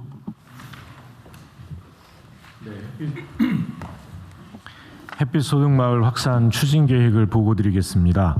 햇빛소득마을 사업은 기후부의 에너지전환 정책과 농식품부의 영농형 태양광 정책을 사회연대 경제 기반 위에서 마을 공동체 차원으로 구현하는 사업입니다. 관계부처가 정책적 기반을 마련하고 행안부와 지방정부가 해당 정책이 지역 현장에서 원활히 실행될 수 있도록 지원 및 전달 체계를 구축 운영하는 사업입니다. 이에 따라 지난 2월 행안부에 범정부 햇빛 소득마을 추진단을 설치하였고 구양리 사례 등을 참조하여 추진 계획을 마련하였습니다. 햇빛 소득마을은 올해 500개소 이상, 또 2030년까지 총 2,500개소 이상 조성을 목표로 다음과 같은 세 가지 기본 방향에 따라 사업을 설계하였습니다. 첫째는 주민이 주도하고 지역이 함께 혜택을 공유하는 사업 구조입니다. 둘째는 비용은 낮추고 현장 밀착 지원을 통해 사업의 실행력 또 수익의 안정적 기반을 확충하는 사업 구조입니다. 또 마지막으로 전국적으로 분산형 태양광을 확산시켜서 에너지 자립도와 탄소 중립 실현에 기여하는 사업입니다. 조금 다음 페이지를 보시면 사업 개요가 있는데요. 조금 설명을 드리면 사업 주체는 행정리, 그러니까 마을 단위의 그 마을 주민 10인 이상으로 구성된 협동조합을 만들 주체로 합니다. 또 사업 운영은 마을 공동체가 정관 규정, 또 마을 총회 등 주민 동의를 얻어서 의사 결정을 하게 됩니다. 그래서 수익 활용은 공동체 주민들의 의사에 따라서 그리고 정관에 따라서 공동체 복지와 개인 배분 등으로 자율 활용하게 할 계획입니다. 시설 용량은 공공부지, 마을부지 중심으로 300kW에서 1메가와트 규모의 태양광을 설치하게 되고요. 지방정부는 컨소시엄을 통해 참여할 수도 있고 또 민관 합동 현장 지원 체계를 구축하게 됩니다. 또 산업적으로는 햇빛 소득 마을의 모듈, 인버터 등 국내 생산 기자재 활용을 원칙으로 해서 우리 산업 이 발전에도 기여할 계획입니다. 다음은 추진 방안에 대해서 설명드리겠습니다. 먼저 햇빛 소득 마을을 전국적으로 확산시키고 최대한 많은 마을이 참여할 수 있도록 단계적 선정 체계를 운영합니다. 협동조합을 구성하고 주민 동의를 받는 등 준비도가 높은 마을은 조기에 신청을 받아서 신속하게 성과를 창출하고 추가 준비가 필요한 마을에 대해서는 보안 컨설팅을 통해 조속히 사업 기반을 확보할 수 있도록 지원하겠습니다. 마을 선정은 공공성과 지역별 수요를 고려하되 특정 지역 편중을 지향하여 폭넓은 참여 기반을 조성하겠습니다. 또 사업의 성공적인 추진을 위해 협동조합이 원활히 운영될 수 있도록 사회연대경제 전문가 등을 활용해 주민 컨설팅과 실무 교육을 밀착 지원하겠습니다. 또 이 부지는 농어촌공사 등 공공기관이 관리하고 있는 부지 정보를 선제적으로 제공하고 마을이 신청하는 부지는 신속하게 검토해서 태양광 부지를 원활히 확보할 수 있도록 적극 지원하겠습니다. 다음 페이지입니다. 개통 부족 지역에 대해서는 전기사업법, 분산에너지특별법 등 법률을 개정하여 우선 접속할 수 있도록 하고 법률 개정 전까지는 ESS 설치를 지원하겠습니다. 자금은 설치 비용의 85%까지 저리로 지원하고 마을의 부담 완화를 위해 자부담분에 대해서도 지방소멸 대응기금 등 다양한 재원 활용을 검토하겠습니다. 아울러 새마을금고, 신협, 농수협 등 상호 금융기관의 출자를 통한 참여도 권고할 계획입니다. 또한 안정적인 수익 구조를 갖출 수 있도록 20년 장기 고정가격 계약에 참여하도록 해서 이 설치, 조달, 시공 과정에서 공동구매, 공동시공을 통해서 비용 절감도 추진하겠습니다. 향후 계획입니다. 3월 말 공모를 실시하고 1단계 마을은 7월 중에, 2단계 마을은 9월 중에 지정하도록 하겠습니다. 지방정부와 관련 공공기관이 모두 참여하는 민관합동 현장 지원단을 본격 운영하고 지역별 설명회를 통해 주민들의 관심과 사업 참여를 적극 유도하겠습니다. 관계부처와 지방정부에서도 현장에서 사업이 안착되고 확대될 수 있도록 적극적인 협조를 요청드립니다. 이상입니다. 5년간 2,500개, 전국의 마을이 10만 개라 그랬죠. 전국 마을은 지금 3만 8천 개인데 리 안에도 작은 마을이 있어서 그것까지 합하면 리가 어쨌든 3만 개? 3만 8천 개. 그럼 리 안에도 이 골짜기 저 골짜기 많잖아요. 그럼 한 10만 개 정도. 근데 2,500개 하기로 했다는 거죠. 그래서 지금 저 중동 전쟁 문제도 있고요. 이 에너지 전환이 시급한 만큼 이 추경을 통해서 좀 더 그 예산을 확충해 주시면 우리 기후부와 농식품부와 함께 하세요. 예산 부족해서 못하는 건 맞아요. 지금 이게 지금 국가적 위기인데 한 곳이 1메가 기준이기 때문에요.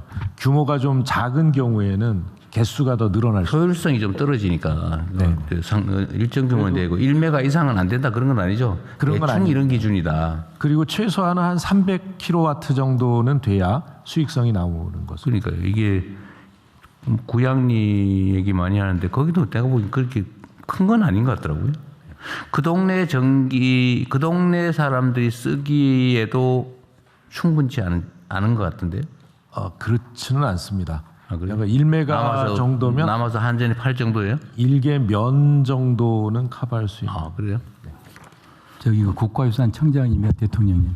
네. 저희들이 지금 현재 국가유산청에서 전국에 있는 그 민속마을이라든가 그리고 고택이라든가 근현 건축물 같은 경우를 어떻게 잘 활용할 수 있는가, 숙박이 가능한지, 그래서 K 그 관광까지 연결되는 지역 활성화를 지금 계획을 짜고 있는데요. 네. 저희들이 외형이 크게 그 훼손되지 않는 범위에서 이러한 그 태양광 같은 경우라든가 이런 것도 이용할 수 있도록 협조를 부탁합니다. 네, 수요처는 뭐 최종적으로 한전이 하고 자체적으로 사용하고 남는 거는 한전에다 쓰는데 뭐 그 직접 연계해도 나쁘진 않겠죠. 그런데 어쨌든 속도도 너무 늦고 규모도 너무 적고 예산이 추가되면 더 할 수 있다 그런 거예요? 규모를 좀 늘리는데 제약이 하나 있는 것 같은데요. 현재는 85%를 정부가 지원하는데 이거를 1차 보전 방식이 주입니다. 그러니까 정부가 직접 일종의 2차 보전을 해주는 게 제일 2차 보전을 좀 늘려서 은행의 차익을 정부가 보전하면 훨씬 더 그렇게 당연히 그렇게 해야 되는 거 아니에요? 왜 현금으로 더 그걸 다 지원합니까? 우선 재정으로. 당연히 금융기관하고 협약을 맺고 금융기관이 대출을 한번 보증을 해주고 그 차액 이자는 보전해주면 내가 보기에는 한 10배는 더 늘 거예요. 10배 이상 늘겠는데? 그렇게 해야 될 거라고 판단합니다. 네, 지금 이게 한 1.75% 정도 이자율로 저리 지원을 하기 때문에 2차 보전은 당연히 필요하고요. 지금 돈을 재정에서 직접 빌려주려고 하는 거 아니에요? 지금 말씀하시는 거 보면? 현재 설계가 그렇게 돼 있다고 그래서 2차 보전을 좀 늘리는 게 필요하다고. 네, 그렇게 하지 마세요. 여기에 재정을 비효율적으로 쓰는 거잖아요. 그렇습니다. 그 말이 안 되지. 그 왜 정부가 직접 돈을 빌려줍니까? 금융기관이 빌려주게 하고 금융기관은 지금 돈 빌려줄 데가 없어서 좀 고민일 텐데 정부가 확실히 상환을 보증하는 이거 사실 안전하잖아요. 그 전기 파는 돈에서 자동으로 회수하는 건데 네. 그 전기 판매 가격은 계약돼 있는 거고 뭐 확실히 보장돼 있잖아요. 그 뭐 벼락마저가 다 부서지지 않는 한. 그 당연히 그거는 기본 계획을 좀 바꿔서 해야 돼요. 벼락 맞는 경우는 풍수의 보험을 들기 때문에. 그것도 괜찮아. 아무 문제 없습니다. 그래서 재정이 부족하면 예산을 더 확보하시고요. 내가 보기에는 이걸 직접 지원하기로 했으면 2차 보전으로 아니라 금융기관을 통한 융자를 하고 2차 보전을 하는 거예요. 그 예산 그 지금 은행을 통해서 하긴 하는데 제가 보고받기로는 직접 지원 비중이 높다고. 맞습니다. 제가 보기에도 그런 게 있을 거예요. 그러니까 그거 최소화하고 필요하면 어쨌든 2차 보전으로 바꾸고 지급 보증 보증을 하고 상환 보증을 하고 차라리 보증료가 들어갈 거 아니에요. 그 예산을 편성하고 아니 전환해서 쓸 수 있게 하든지 포괄적으로 하고 용도를 좀 더 확장해 놓으면 되겠네요. 그 지침을 만들어 쓰고. 하여튼 그건 구체적으로 그렇게 하시고요. 작은 부분은 금융위하고 기획예산처하고 행안부가 같이 좀 더 협의하시면 좋을 것 같습니다. 네네. 그러면 더 좋은 방안들이 많이 나올 것 같습니다. 조금 설명을 드려도 되겠습니까? 조금 설명을 드려도 되겠습니까? 예. 해보세요. 너무 길게 하지 말고. 아니 결론은 뭐냐면 우리가 이제 일정한 예산을 편성을 해놓은 것 같은데 이 중에 상당 부분을 직접 지원 같아 보니까. 직접 지원하면 재정이 다 뭐 대규모로 소모되잖아요. 재정이 한계가 있으니까 이거를 2차 보전과 지급 보증 재원으로 바꾸면 확 늘어날 수 있다는 거예요. 맞잖아. 그렇습니다. 그렇게 할 수 있게 바꾸자 그 말이죠. 제도를 기부하고 이렇게 금융위하고 이렇게 기획예산처하고 해서 재설계하는 방안을 검토하겠습니다. 그리고 불용되는 가능성하고 부족할 가능성이 두 가지가 동시에 있잖아요. 제가 보기엔 불용으로 남는 게 차라리 나을 것 같아요. 좀 대폭 늘려가지고. 2월에서 써도 되잖아요. 계약만 해놓고. 그렇습니다. 그러니까 자유롭게 좀 화끈하게 할 수 있게 대폭 늘려주시고 행안부는 그거 준비하시죠. 알겠습니다. 아니, 그 얘기하고 좀 마저 좀 하고 갈게요. 말씀하시고요. 그리고 이 법 개정이 이거 어디 상임위 소관이에요? 기후 소관입니다. 아니, 국회. 기후 에너지 환경 노동위원회 소관입니다. 한노위 소관이에요? 네. 좀 빨리 하라고. 지금 여당이 위원장 아닙니까? 그렇습니다. 지금 얘기한 지 몇 달 된 것 같은데. 속도를 내서 이번 상임위 때 처리하는 걸 목표로 지금 추진. 네, 좀 빨리 하라고 하세요. 지금 나라가 지금 지금 어떻게 될까 걱정되는 판에 국회도 좀 뭐 밤새서 하면 안 되나? 한 필보 때문에 그런가요? 한 필보 때문에 맨날 밤새고 있긴 하네. 네. 좀 이상하게 밤을 새서 그렇지. 이번에 처리를 목표로 하고 있습니다. 네, 좀 빨리 서둘러 달라고 좀 협조 요청도 하시고요, 당에. 그리고 좀 더 근본적인 고민인데 이게 지금 부지 확보가 어렵잖아, 사실은. 예를 들면 뭐 지금 기껏해야 마을회관 아니면 공공 소유. 근데 꼭 그것만 해야 되냐? 제 생각에는 저는 자꾸 생각 들던데 도로 있잖아요, 도로. 네, 신장로 시골에 도로. 네. 도로 옆에 대체로 하천이 있잖아요. 시골은 다 그렇죠, 거의 다. 그런데도 좀 많이 하면 안 됩니까? 영농형 태양광보다 영농형 그 농지로 접근하는 도로를 우선 쓰는 게 네. 좋겠다는 의견이 많이 있습니다. 근데 그게 대체로 지방에 가면은 네. 법률상 개인 소유주인 경우가 많아요. 네.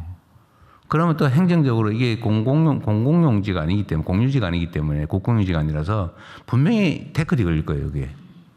왜냐하면 소유자는 조상 대대로 도로로 썼지, 마을길로 썼지만 개인 소유인 경우가 태반이란 말이에요. 그래서 이런 경우는 입법을 이번에 하는 김에 그렇게 사실상 도로로 사용되는 곳, 사실상 하천인 경우는 그냥 공공용으로 이거 설치할 수 있게 하는 조항을 하나 넣으면 어떨까 싶어요. 실제로 도로로 쓰고 있잖아요. 네, 검토하겠습니다. 필요하면 보상해 주는 걸로 하고. 그리고 저런 것도 한번 너무 과격한지는 모르겠는데 분명히 밭인데 묵어 있는 데 많죠. 네. 몇 년 동안 아예 방치되고 숲이 돼버린 경우가 많잖아요. 근데 원래 그러면 안 되는 거잖아요. 농지는 농사 안 짓고 방치하는 게 현행법상 불법이죠. 그죠? 농림부가. 농림부. 예, 그렇습니다. 농사 지을 의무가 있잖아요. 네, 그렇습니다. 근데 실제로는 농사를 못 지어서 방치해가지고 네, 숲이 돼버린 경우가 묵은 많단 땅들이 말이에요. 있습니다. 네, 그래서 그거는 예를 들면 3년 이상 묵은 땅은 네. 그냥 일방적으로 태양광 발전에 이런 마을 조합에 이런 데 쓸 수 있게 하고 원하면 법률이 정하는 예를 들면 공시지가에 연간 몇 %에 해당되는 거 그냥 임대 보상을 해주면 되는 걸로. 네. 그럼 거의 사실은 비싸지 않잖아요. 네. 묵은 땅 얼마나 하겠어요. 그것도 한번 검토를 해보면 예, 어때요? 대통령 지금 왜 나보고 또 사회주의자 빨갱이 그러나? 지금 저희들이 농지조사도 좀 하려고 생각하기 때문에 묵은 땅도 이번 기회에 발굴해서 태양광에 활용하도록 할 것이고요. 지금 저수지가 있고 비축농지가 있습니다. 저수지하고 비축농지를 가지고 행정리하고 한 매칭을 해봤습니다. 몇 개 마을이나 활용할 수 있는 7,854개 마을 정도가 쓸 수 있는 네. 것으로 나왔습니다. 그것도 체계적으로 신속하게 하고요. 예, 그렇게 하겠습니다. 어쨌든 일반적으로는 농촌 지역에 지금 농사 짓지 않고 방치된 농지가 엄청 많이 있어요. 근데 그거를 그냥 산이 되도록 내버려 두는 것보다는 태양광 발전하면 농사 짓는 것보다 몇 배 효율이 있다면서요. 네. 그리고 방치된 농지에 대해서는 예를 들면 뭐 3년도 좋고 뭐 5년도 좋고 하여튼 법적 결단을 내려가지고 입법 결단을 해서 손해 안 보잖아, 아무도. 예를 들면 그 방치한 사람도 그 경작 의무를 면해주고 대신에 아주 소액이지만 임대료, 사용료를 주면 쓸 수 있게. 그거 한번 해보시면 어떨까요? 어쨌든 지금의 에너지 문제는 우리 국가의 사활이 걸린 문제 아닙니까? 맞습니다. 예. 좀 더 적극적으로 좀 해주면 좋겠어요. 예. 네. 우리 총리님, 저는 말씀 다 드렸습니다. 아까 햇빛소득 마을의 지원에 대한 최종 운영 방식을 직접 지원해서 2차 등으로 전환하는 문제 등은 최근에 ODA 등등을 이용하는 데 있어서 그런 방식으로 많이 바꾸더라고요, 해외.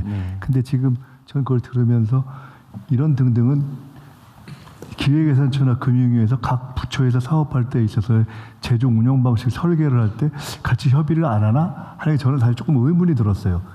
이게 일반적으로 조금 협의를 오히려 했으면 조금 더 효율적인 방식을 더 논의할 수 있지 않았을까 하는 생각이 들어서 그렇게 좀 하는 것이 맞던 거 아닌가요? 예.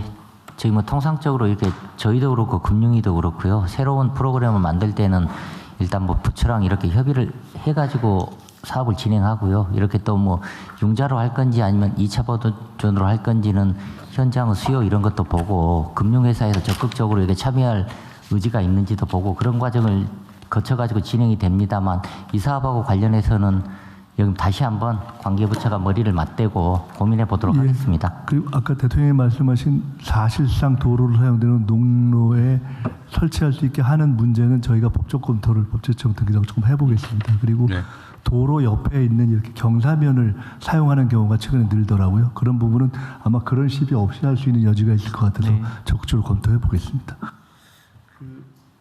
다른 의견 없으시면은 이 사안은 원안대로 접수하겠습니다.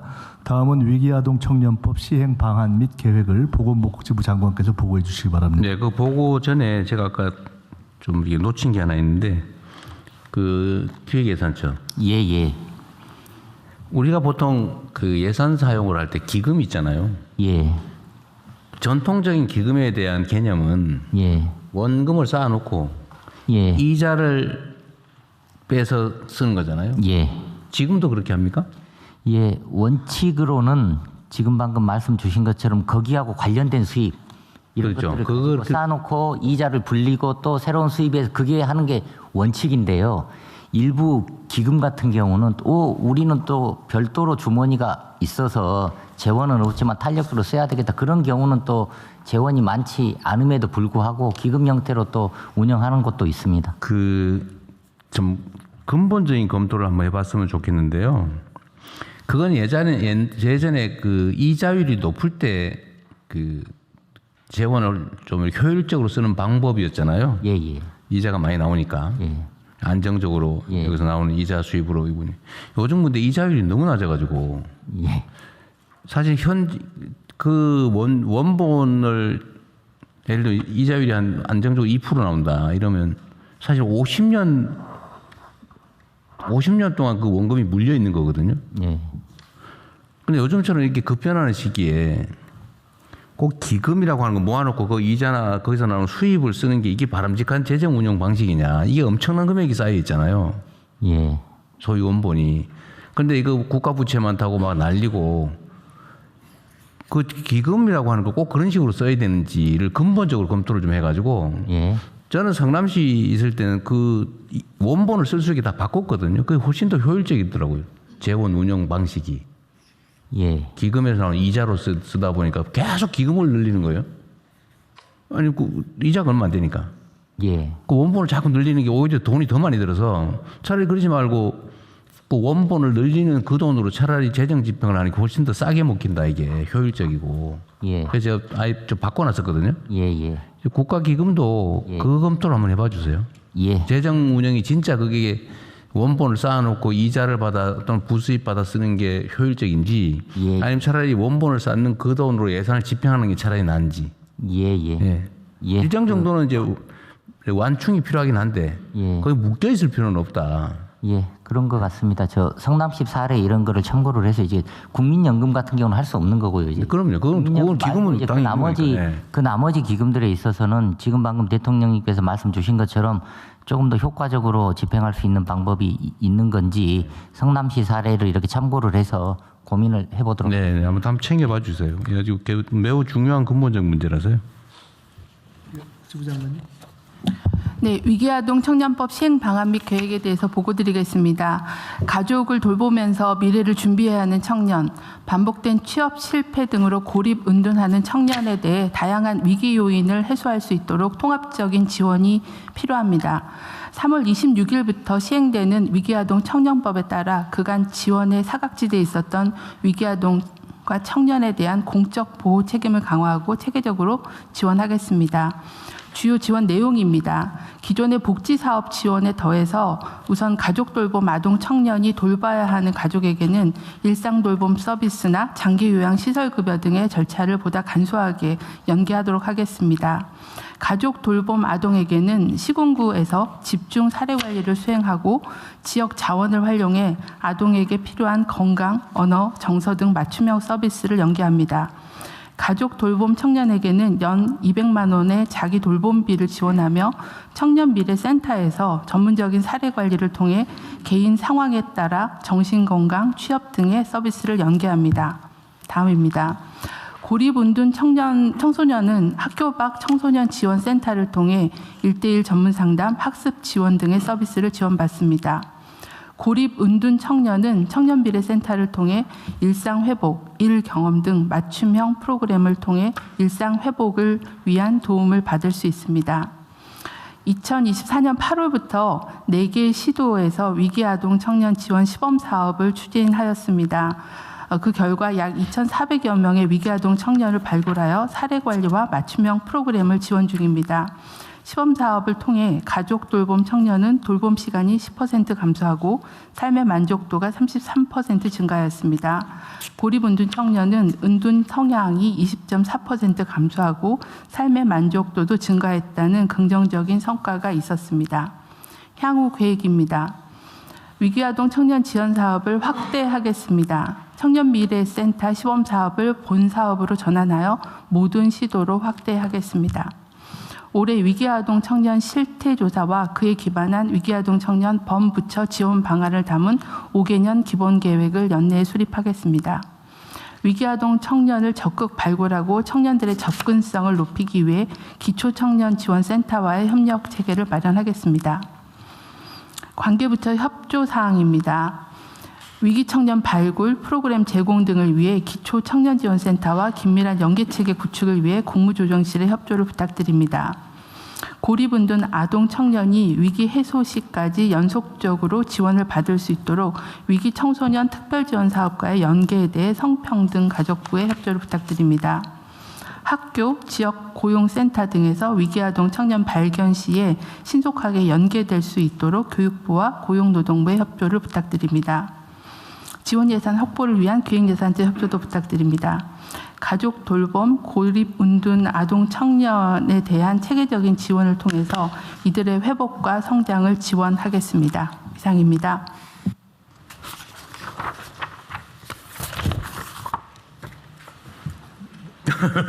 제가 하도 잔소리를 해가지고 반드시 뭘 하나 해야 될 같은 거는 강박관념을 가지고 계신 것 같은데 그럼 하나 할게요.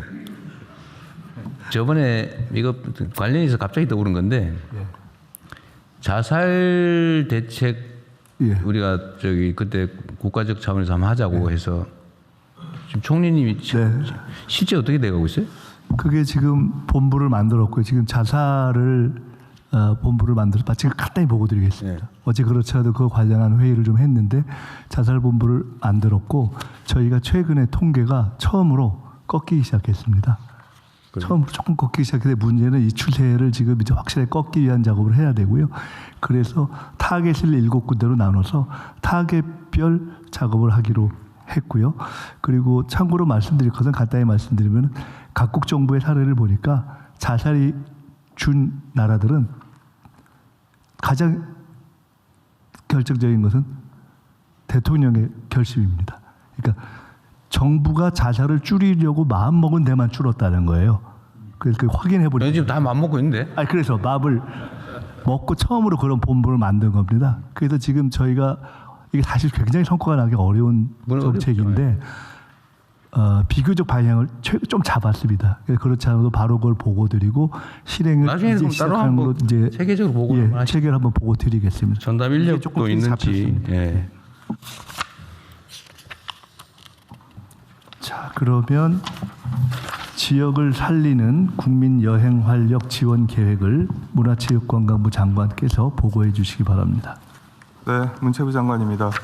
여러 여건이 좋지 않은 어려운 시기이지만 이럴 때일수록 국민 모두가 일상을 잘 유지하는 건 매우 중요한 일 같습니다. 특히 민생 경제의 핵심인 각 지역의 내수 소비에 활력을 불어넣기 위해서는 국민 여러분의 국내 여행이 선순환의 마중물이 될 수 있습니다. 여행하기 좋은 봄철을 맞이해서 지역을 살리는 착한 여행이 확산될 수 있도록 문체부가 준비한 국민 여행 활력 3종 세트를 보고드리겠습니다. 첫 번째 활력 프로젝트는 올해 처음으로 시작되는 반값 여행 사업입니다. 농어촌 인구 감소 지역을 여행하시는 분들에게 여행 경비의 절반을 지역 사랑 상품권으로 돌려드리는 사업입니다. 올해 상반기 사업 대상 지역은 16곳입니다. 영화 왕과 사는 남자로 인기가 높은 강원도 영월군을 비롯해서 반값 여행을 최초로 시행한 전남 강진군, 그리고 경남 하동과 전북 고창, 충북 제천 등 봄에 여행하기 아주 좋은 지역들이 참여합니다. 지원 내용은 개인당 최대 10만 원이고요. 가족분들은 한꺼번에 묶어서 신청할 수 있습니다. 가령 3인 가족은 최대 30만 원, 4인 가족은 40만 원까지 지원하는 방식입니다. 다만 가족이 아닌 분들이 2인 이상 단체로 묶어서 신청할 경우엔 최대 20만 원까지만 가능합니다. 19세부터 34세까지의 청년들에겐 특별한 선물이 또 있습니다. 청년들은 여행을 많이 다니시라고 최대 14만 원의 한도 안에서 여행 경비의 절반의 20%를 더 얹어서 70%를 돌려드립니다. 이 제도는 다음 주인 4월 첫 주부터 순차적으로 시작될 예정이니 해당 지자체 누리집을 방문해 신청하시면 됩니다. 다음 페이지입니다. 두 번째 국민 여행 활력 프로젝트는 근로자의 휴가비를 지원하는 반값 휴가입니다. 정부와 기업이 각각 10만 원씩 떼고 근로자는 20만 원을 부담해서 총 40만 원의 자금으로 국내 지역 여행을 하실 수 있도록 하는 제도입니다. 전국 중소기업 근로자와 소상공인 누구나 지원받을 수 있으며 올해는 10만 명을 지원할 계획입니다. 1월부터 모집을 하고 있는데 이미 7천여 개 기업에서 9만 명의 근로자가 참여하여 사용 중입니다. 원하시는 기업과 소상공인 분들은 서둘러서 신청해 주시기 바랍니다. 활력 3종 세트 마지막은 국민 여행 캠페인 여행 가는 봄입니다. 4월부터 5월 말까지 약 200여 개의 기관들과 협업해서 교통, 숙박, 여행 상품 등 다양한 여행 할인 혜택을 제공합니다. 42개 인구 감소 지역으로 철도 여행을 가시면 철도 할인 쿠폰을 제공해 드리고요. 국내선 왕복 항공권을 구매하면 1인당 5천 원 상당의 포인트도 지급합니다. 아울러 수도권이 아닌 지역에서 숙박할 경우 최대 7만 원의 숙박 쿠폰도 배포할 예정이니 올 봄에 본격적으로 여행 계획을 한번 세워보시는 건 어떨까요? 마지막으로 부처 협조 요청사항입니다. 많은 국민들이 지역을 살리는 착한 여행에 동참하실 수 있도록 각 부처에서도 여러 소통 채널을 통해 함께 홍보해 주시면 감사하겠습니다. 이상 보고를 마치겠습니다. 네, 아주 재밌네요. 그런데 문체부 장관님, 네. 약간 소소한 게 하나 있는데, 왜 반값 여행 지역에 내 고향 경북은 없는 거요? 그 청양산 좋아요. 네. 주황산 이런데 경상도 없어요. 제가 신청 안 했어요? 가지고 2달 전에 관광공사 잠깐만 먼저 얘기 한번 해보세요. 원래 20곳을 지원하기로 돼 있는데요. 신청한 곳이 20개 지방자치단체고 지방정부가 신청을 안 했어요? 네, 저희가 6억을 내면 각 지방자치는 14억을 내립니다. 그래서 예산이 좀 있는 곳들이 인구 감소 지역인데 예산이 형편이 되는 곳이 지원을 하셨고요. 나머지 4곳은 이제 가을에 하려고 하고 있습니다. 이게 신청을 못해서 할 말이 없네. 저 2달 전에 관광공사 사장을 찾아뵙고 이 문제를 논의를 했습니다. 그때 장관님과 똑같은 말씀을 하셨어요. 신청이 없었습니다 해서 제 바로 연락을 해서 다음 기회에는 꼭 신청해 주세요. 이렇게 이야기를 어디요? 경상북도하고 안동시에. 안동시에. 안동자고 챙기는데 뭘 잘하고 있습니다. 그리고 이건 강진군에서 이미 했을 때 들어간 돈 대비 한 10배 이상의 그렇죠. 생산 유발 효과가 입증됐습니다. 지역 상품도 많이 사고. 맞습니다. 그래서 올해 처음으로 이제 시범 사업을 하는 거기 때문에 올해 좀 잘 정착이 되면 내년에는 더 크게 확대할 예정이어서 그때 또 가을이라도 어떻게 안 될까? 추가 모집해가지고. 네. 저 예산이 얼마예요, 그게? 지금 국비로는 6억, 한 곳에 6억씩. 아니, 그러니까 총 예산이 얼마예요? 총 예산이. 20곳, 총 예산은 200억입니다. 저 좀 이번에 좀 늘려주시죠, 기획예산 장관님. 추가로 한번 좀 더 하게.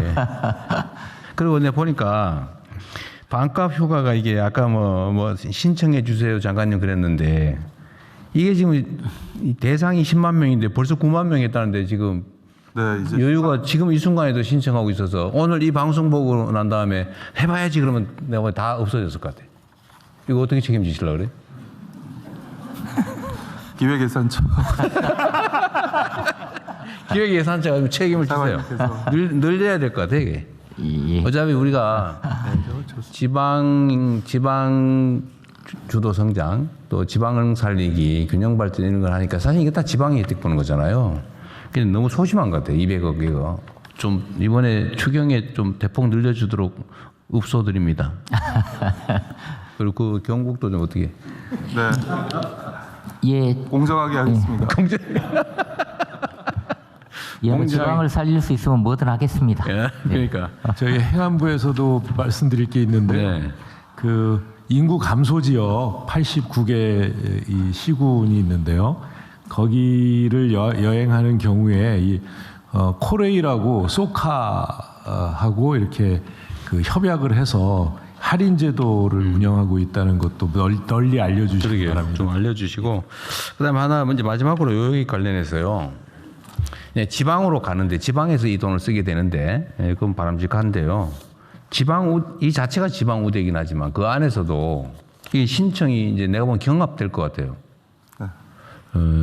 상당한 혜택이잖아요. 20만 원 내면은 10만 원씩 해서 40만 원을 쓸 수 있는 거잖아요. 그런 반값 휴가도 있고, 근데 이거 할 때 대상자를 사용할 수 있는 대상자를 지방 우대는 왜 안 했어요?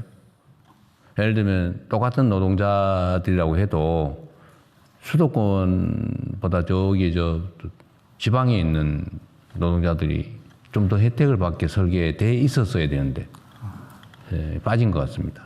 네, 그 부분 그쪽은 좀 추가해 주든지. 네, 알겠습니다. 모든 어쨌든 재정 집행과 정책 결정에서는 지방 우대를 기본 마인드로 장착을 해야 돼요. 네, 그래서 이게 정책 결정에 지방 균형 발전 영향 평가를 아예 의무적으로 하게 한 칸을 정책 결정할 때 칸을 넣어서 지방 우대 정책을 심사했는가?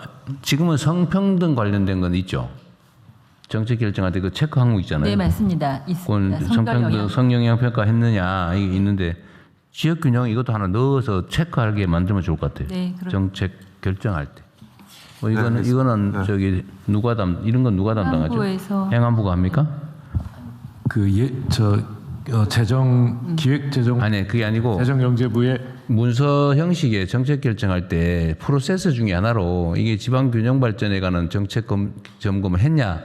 지금 성평등 영향인가 뭐 그건 성별 영향 평가입니다. 영향 평가죠. 네. 그거 체크하게 돼 있잖아요. 네. 했는지 아닌지 반드시 결정이 돼 있잖아요. 그 칸 하나를 더 넣어서 지방 균형 발전을 고려했나를 넣자고요. 네, 제도를 설계해 보겠습니다. 네. 성평등 영향 평가 옆에다 한 칸 넣으면 될 것 같아요. 네.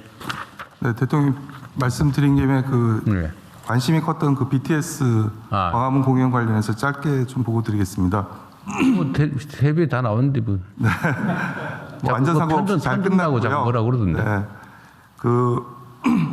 현장에 모인 관중 규모가 이제 저희가 예측할 때는 안전 관리를 위해서 최대치로 예측을 했었는데 제한을 해서 적었습니다. 하지만 생중계를 통해서 전 세계 젊은이들의 이목이 서울 한복판 광화문으로 이렇게 모였다는 점에서는 국가 브랜드 차원에서도 또 K컬처의 글로벌 확산을 위해서도 계산할 수 없는 엄청난 효과를 누렸다고 생각하고 그랬던 것 같아요. 이 부분은 앞으로도 계속 최선을 다해서 잘 살피도록 하겠습니다. 대한민국 홍보에는 정말 큰 역할을 한 것 같습니다. 네, 그리고 관광도 지금 어떻게 보면 뭐 전쟁 국면이기도 하지만 이제 광화문으로 많이 오겠죠. 네, 작년 대비 1월 늘었는데 2월 더 많이 늘었고요. 3월이 또 더 많이 늘었습니다. 아, 그래요? 그래서 3월에 31% 정도 작년 대비 늘고 있는데요. 외래 관광객이요. 특히 특히 주목할 만한 부분은 10대와 20대가 더 많이 늘었습니다. 평균보다도. 그래서 이런 어떤 K컬처의 확산에 따른 외대 관광객의 유입이 긍정적인 효과를 보고 있습니다. 이번 BTS 공연은 이제 광화문 홍보에다가 대한민국 홍보에서는 결정적이었던 것 같아요. 네, 맞습니다. 잘 기획 잘해서 잘 진행하셨습니다. 뭐 행안부나 관련 부처들도 고생했습니다. 그 안전 문제 잘 챙겨서 사고 수해서 잘 됐습니다. 네, 다른 의견 없으시면 이 사안에 대해서는 원안대로 접수하겠습니다. 이제 부처 협조 사항입니다. 모두의 AI를 위한 전국민 AI 경진대회 추진에 관련해서 과학기술정보통신부 장관님 말씀해 주십시오. 네, 모두의 AI를 위한 전국민 AI 경진대회 추진에 대해서 보고 드리겠습니다.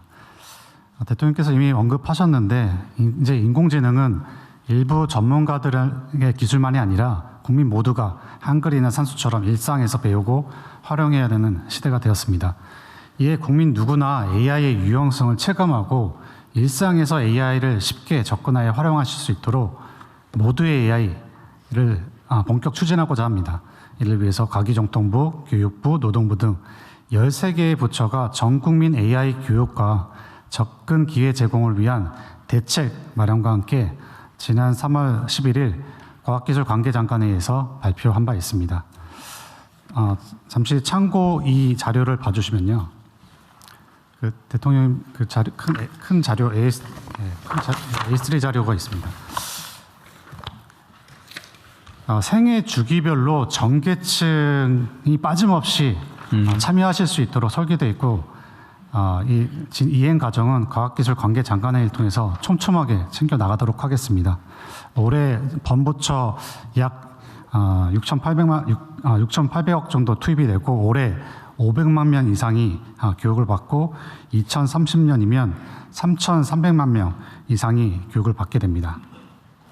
다시 본문으로 돌아가서 이 모두의 AI 일환으로 추진되는 전국민 AI 경진대회는 학생부터 어르신까지 누구나 참여 가능하고 우리 사회의 AI 활용 문화를 확산시키는 것을 목표로 200만 명 이상 국민이 참여할 것으로 기대하고 있습니다. 이번 대회는 일반 국민, 학생, 연구자, 취약계층까지 참가 대상을 세분화해서 국민 누구나 참여할 수 있도록 운영할 계획입니다. 여기 계신 국무위원님들, 대통령님도 참석 가능합니다. 실력 들통나면 어떡하려고? 네, 1등 하셔도 여기 계신 분들은 상금 드리기는 어려울 것 같습니다. 상금 받을 가능성은 매우 희박하니까 걱정하지 마세요. 네네. 네, 특히 그 대회 전 과정에서 우리 기술로 만들어진 AI 서비스도 사용하도록 해서 이번 대회가 국산 우리 AI의 확산의 계기가 되도록 활용하겠습니다. 또한 대회를 통해서 발굴된 우수 성과는 실제로 창업까지 이어질 수 있도록 중기부가 추진 중인 모두의 창업 등과 연계해서 지원할 계획입니다. 각 부처에서는 소관 채널을 통한 홍보 그리고 수상자에 대한 취업, 창업의 지원에 대한 협조도 해주시면 감사하겠습니다. 이번에 이 경진대회는 지금 재경부와 국방부가 같이 참여하고 있습니다. 타 부처에서도 관심 갖고 같이 참여해 주시면 감사하겠습니다. 이제 목요일인 3월 26일에 이제 개막식을 합니다. 11월까지 대회가 운영되고 12월에는 우수 성과를 시상할 계획입니다. 전국민 AI 경진대회가 모두의 AI 축제가 될 수 있도록 만전을 기해 준비하도록 하겠습니다. 네, 감사합니다. 지금 우리 소위 소버린 AI 개발 상황은 어떻게 돼가요? 지금 1차 평가가 끝났고 5개 기업이 모두 기대 이상의 성과를 냈습니다. 그래서 세계적인 AI 지표에서 모두 그 기준 이상을 통과했고요. 지금은 또 이제 자원을 좀 몰아줘야 되다 보니까 3개사가 지금 3개 팀이 경쟁. 지금 4개 팀이 그렇습니다. 3개 팀이 통과를 했고 1개 팀을 추가 선정을 해서 4개 팀이 준비 중이고 8월 달에 2차 결과가 나옵니다. 아마 2차 결과 때는 1차 결과 때도 예상보다 사실 굉장히 높은 성능을 만들어냈고 2차 결과 때 굉장히 좀 기대할 만할 것 같습니다. 그래서 어떤 세계적인 수준에 굉장히 좀 근접하게 성과가 나오고 이제는 우리나라 이 소버린 AI를 전 세계인들이 저희가 오픈 소스로 공개하기 때문에 활용할 수 있게도 하고 우리가 하고 있는 뭐 제조 AX라든지 다양한 AI에 활용할 수 있도록 전 국민에게 배포할 예정입니다. 8월 달에 그러면 4개 팀 경쟁하는 4개 팀 중에서 2개로 압축합니까? 3개로 압축합니까?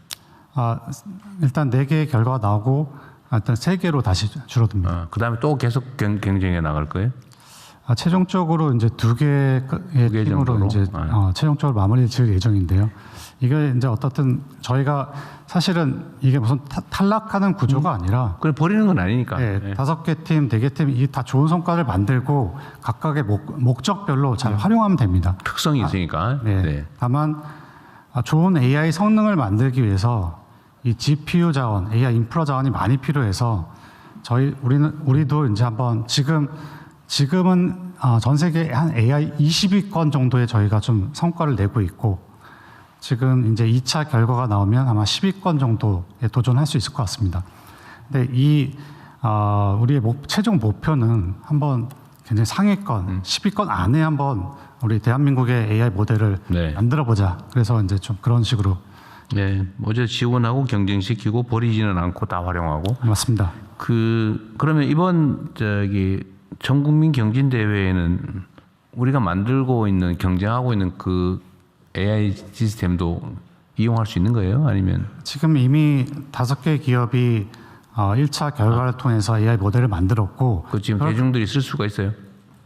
지금 그걸 가지고 이제 각 컨소시엄별로 서비스를 만들고 있습니다. 아직은 아마 이제 모두의 AI 경진 대회를 시작하면서 하나씩 내놓을 예정입니다. 지금까지는 아직은 사용할 수가 없는 상태인 거예요. 네, 아직은 좀 알겠지 않습니다. 네, AI 수석 조금 보충 설명드리겠습니다. 스타트업들 같은 경우는 지난번 5개 회사들이 허깅 페이스라고 하는 공간에다가 학습한 모델을 이미 다 업로드를 해 두었습니다. 그래서 AI에 친숙한 스타트업들이나 기업들, 학생들은 다운로드를 받아서 사용할 수 있는데 일반 국민들은 모델을 그대로 쓰기가 어렵다 보니까 좀 더 쉽게 사용할 수 있는 툴들 같은 경우는 좀 더 준비가 필요한 그런 상황으로 보시면 될 것 같습니다. 이후 순서는 비공개로 운영되어 오니 추가로 여기서 광고 한 번만 요새 국무회의 안건 올리는 게 너무 어렵습니다. 그래 그냥 가져오세요. 네, 그래서 누가 또 심사해서 그러는 말이죠? 아니요. 안건이 너무 많아가지고 다들 많이 올리셔서 지금 아까 모두의 AI 경진대회 말씀 주셨는데 26일날 06시에 모두의 창업 플랫폼이 열리고 이제 본격적으로 등록을 시작합니다. 모두의 창업. 네. 그것도 홍보해야 되는데. 네네. 25일 날 구윤철 부총리께서 창업 전략회의를 이제 시작을 하시고 그리고 17개 시도에서 창업가들이 현지에 내려가서 발대식을 진행을 하게 됩니다. 그리고 26일 날 06시부터 시작해서 등록을 받게 되면 이게 처음으로 사업을 공고하는데 공고 단계부터 등록하는 모든 사람들이 다 플랫폼에서 보여지게 되는 첫 번째 정부 사업의 공고 방식의 변화입니다. 그래서 이 부분들은 이제 내일부터 홍보를 본격적으로 하게 되는데요. 이 부분 좀 오늘부터 할 걸 그랬네.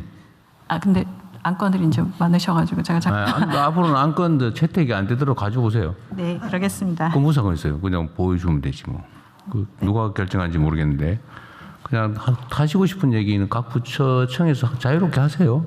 좀 시간이 걸리더라도 쓸데없는 소리 하면 제가 나중에 이렇게 감점하고 그럴 테니까. 그건 감수하면서 자율적으로 하도록 하시죠. 혹시 비공개되기 전에 내가 하나 더 얘기할 게 있어요. 관광 얘기가 나와서 아까 얘기하려다가 빼먹었는데 관광의 첫 단추는 풍광, 자연환경, 깨끗한 환경. 두 번째는 사람들의 태도죠. 거기에 사는 사람들의 인상, 태도. 그런데 이게 많이 좋아지긴 했는데 지금 제가 며칠 전에도 누구를 만났는데 그 사람이 그렇게 어제 누가 그러더라고요. 정말로 대한민국 깨끗해요. 이렇게 얘기를 해요. 어제 제가 누구를 면담을 했는데 외국인. 실제로 예를 들면 지방이나 어디 뭘 가더라도 깨끗해야 되거든요. 이게 결국은 이게 지방 정부들의 역할인데 행안부에서 지방 정부들이 국토 청결 운동이라면 좀 그렇고. 네, 지금 이 환경 정비 이거 상황들을 이게 아마 평가도 어디 있을 거예요. 이거 환경 정비 잘하는데 포장도 하고 뭐 무슨 점수도 매기고 이런 게 있던데 그거 한번 관리 한번 해보세요. 작년에 시작하셨던 저 클린 대한민국 이거를 이제 그러니까 우리 마을 이 청결 운동으로 이 저 전환해서 저 전 지역에서 그 실시하고 있습니다. 네, 그 어쨌든 체계적으로 좀 관리를 좀 해주면 좋겠어요. 예, 그렇게 해나가겠습니다. 그리고 전에 한번 또 얘기했던 건데 저기 해안가에 그 떠 내려오는 부유 쓰레기요. 예. 그거 정말 대책이 없을 정도로 많은데 하여튼 그거는 어떻게 하고 있는지 나중에 한번 누가 보고 하나 해주세요.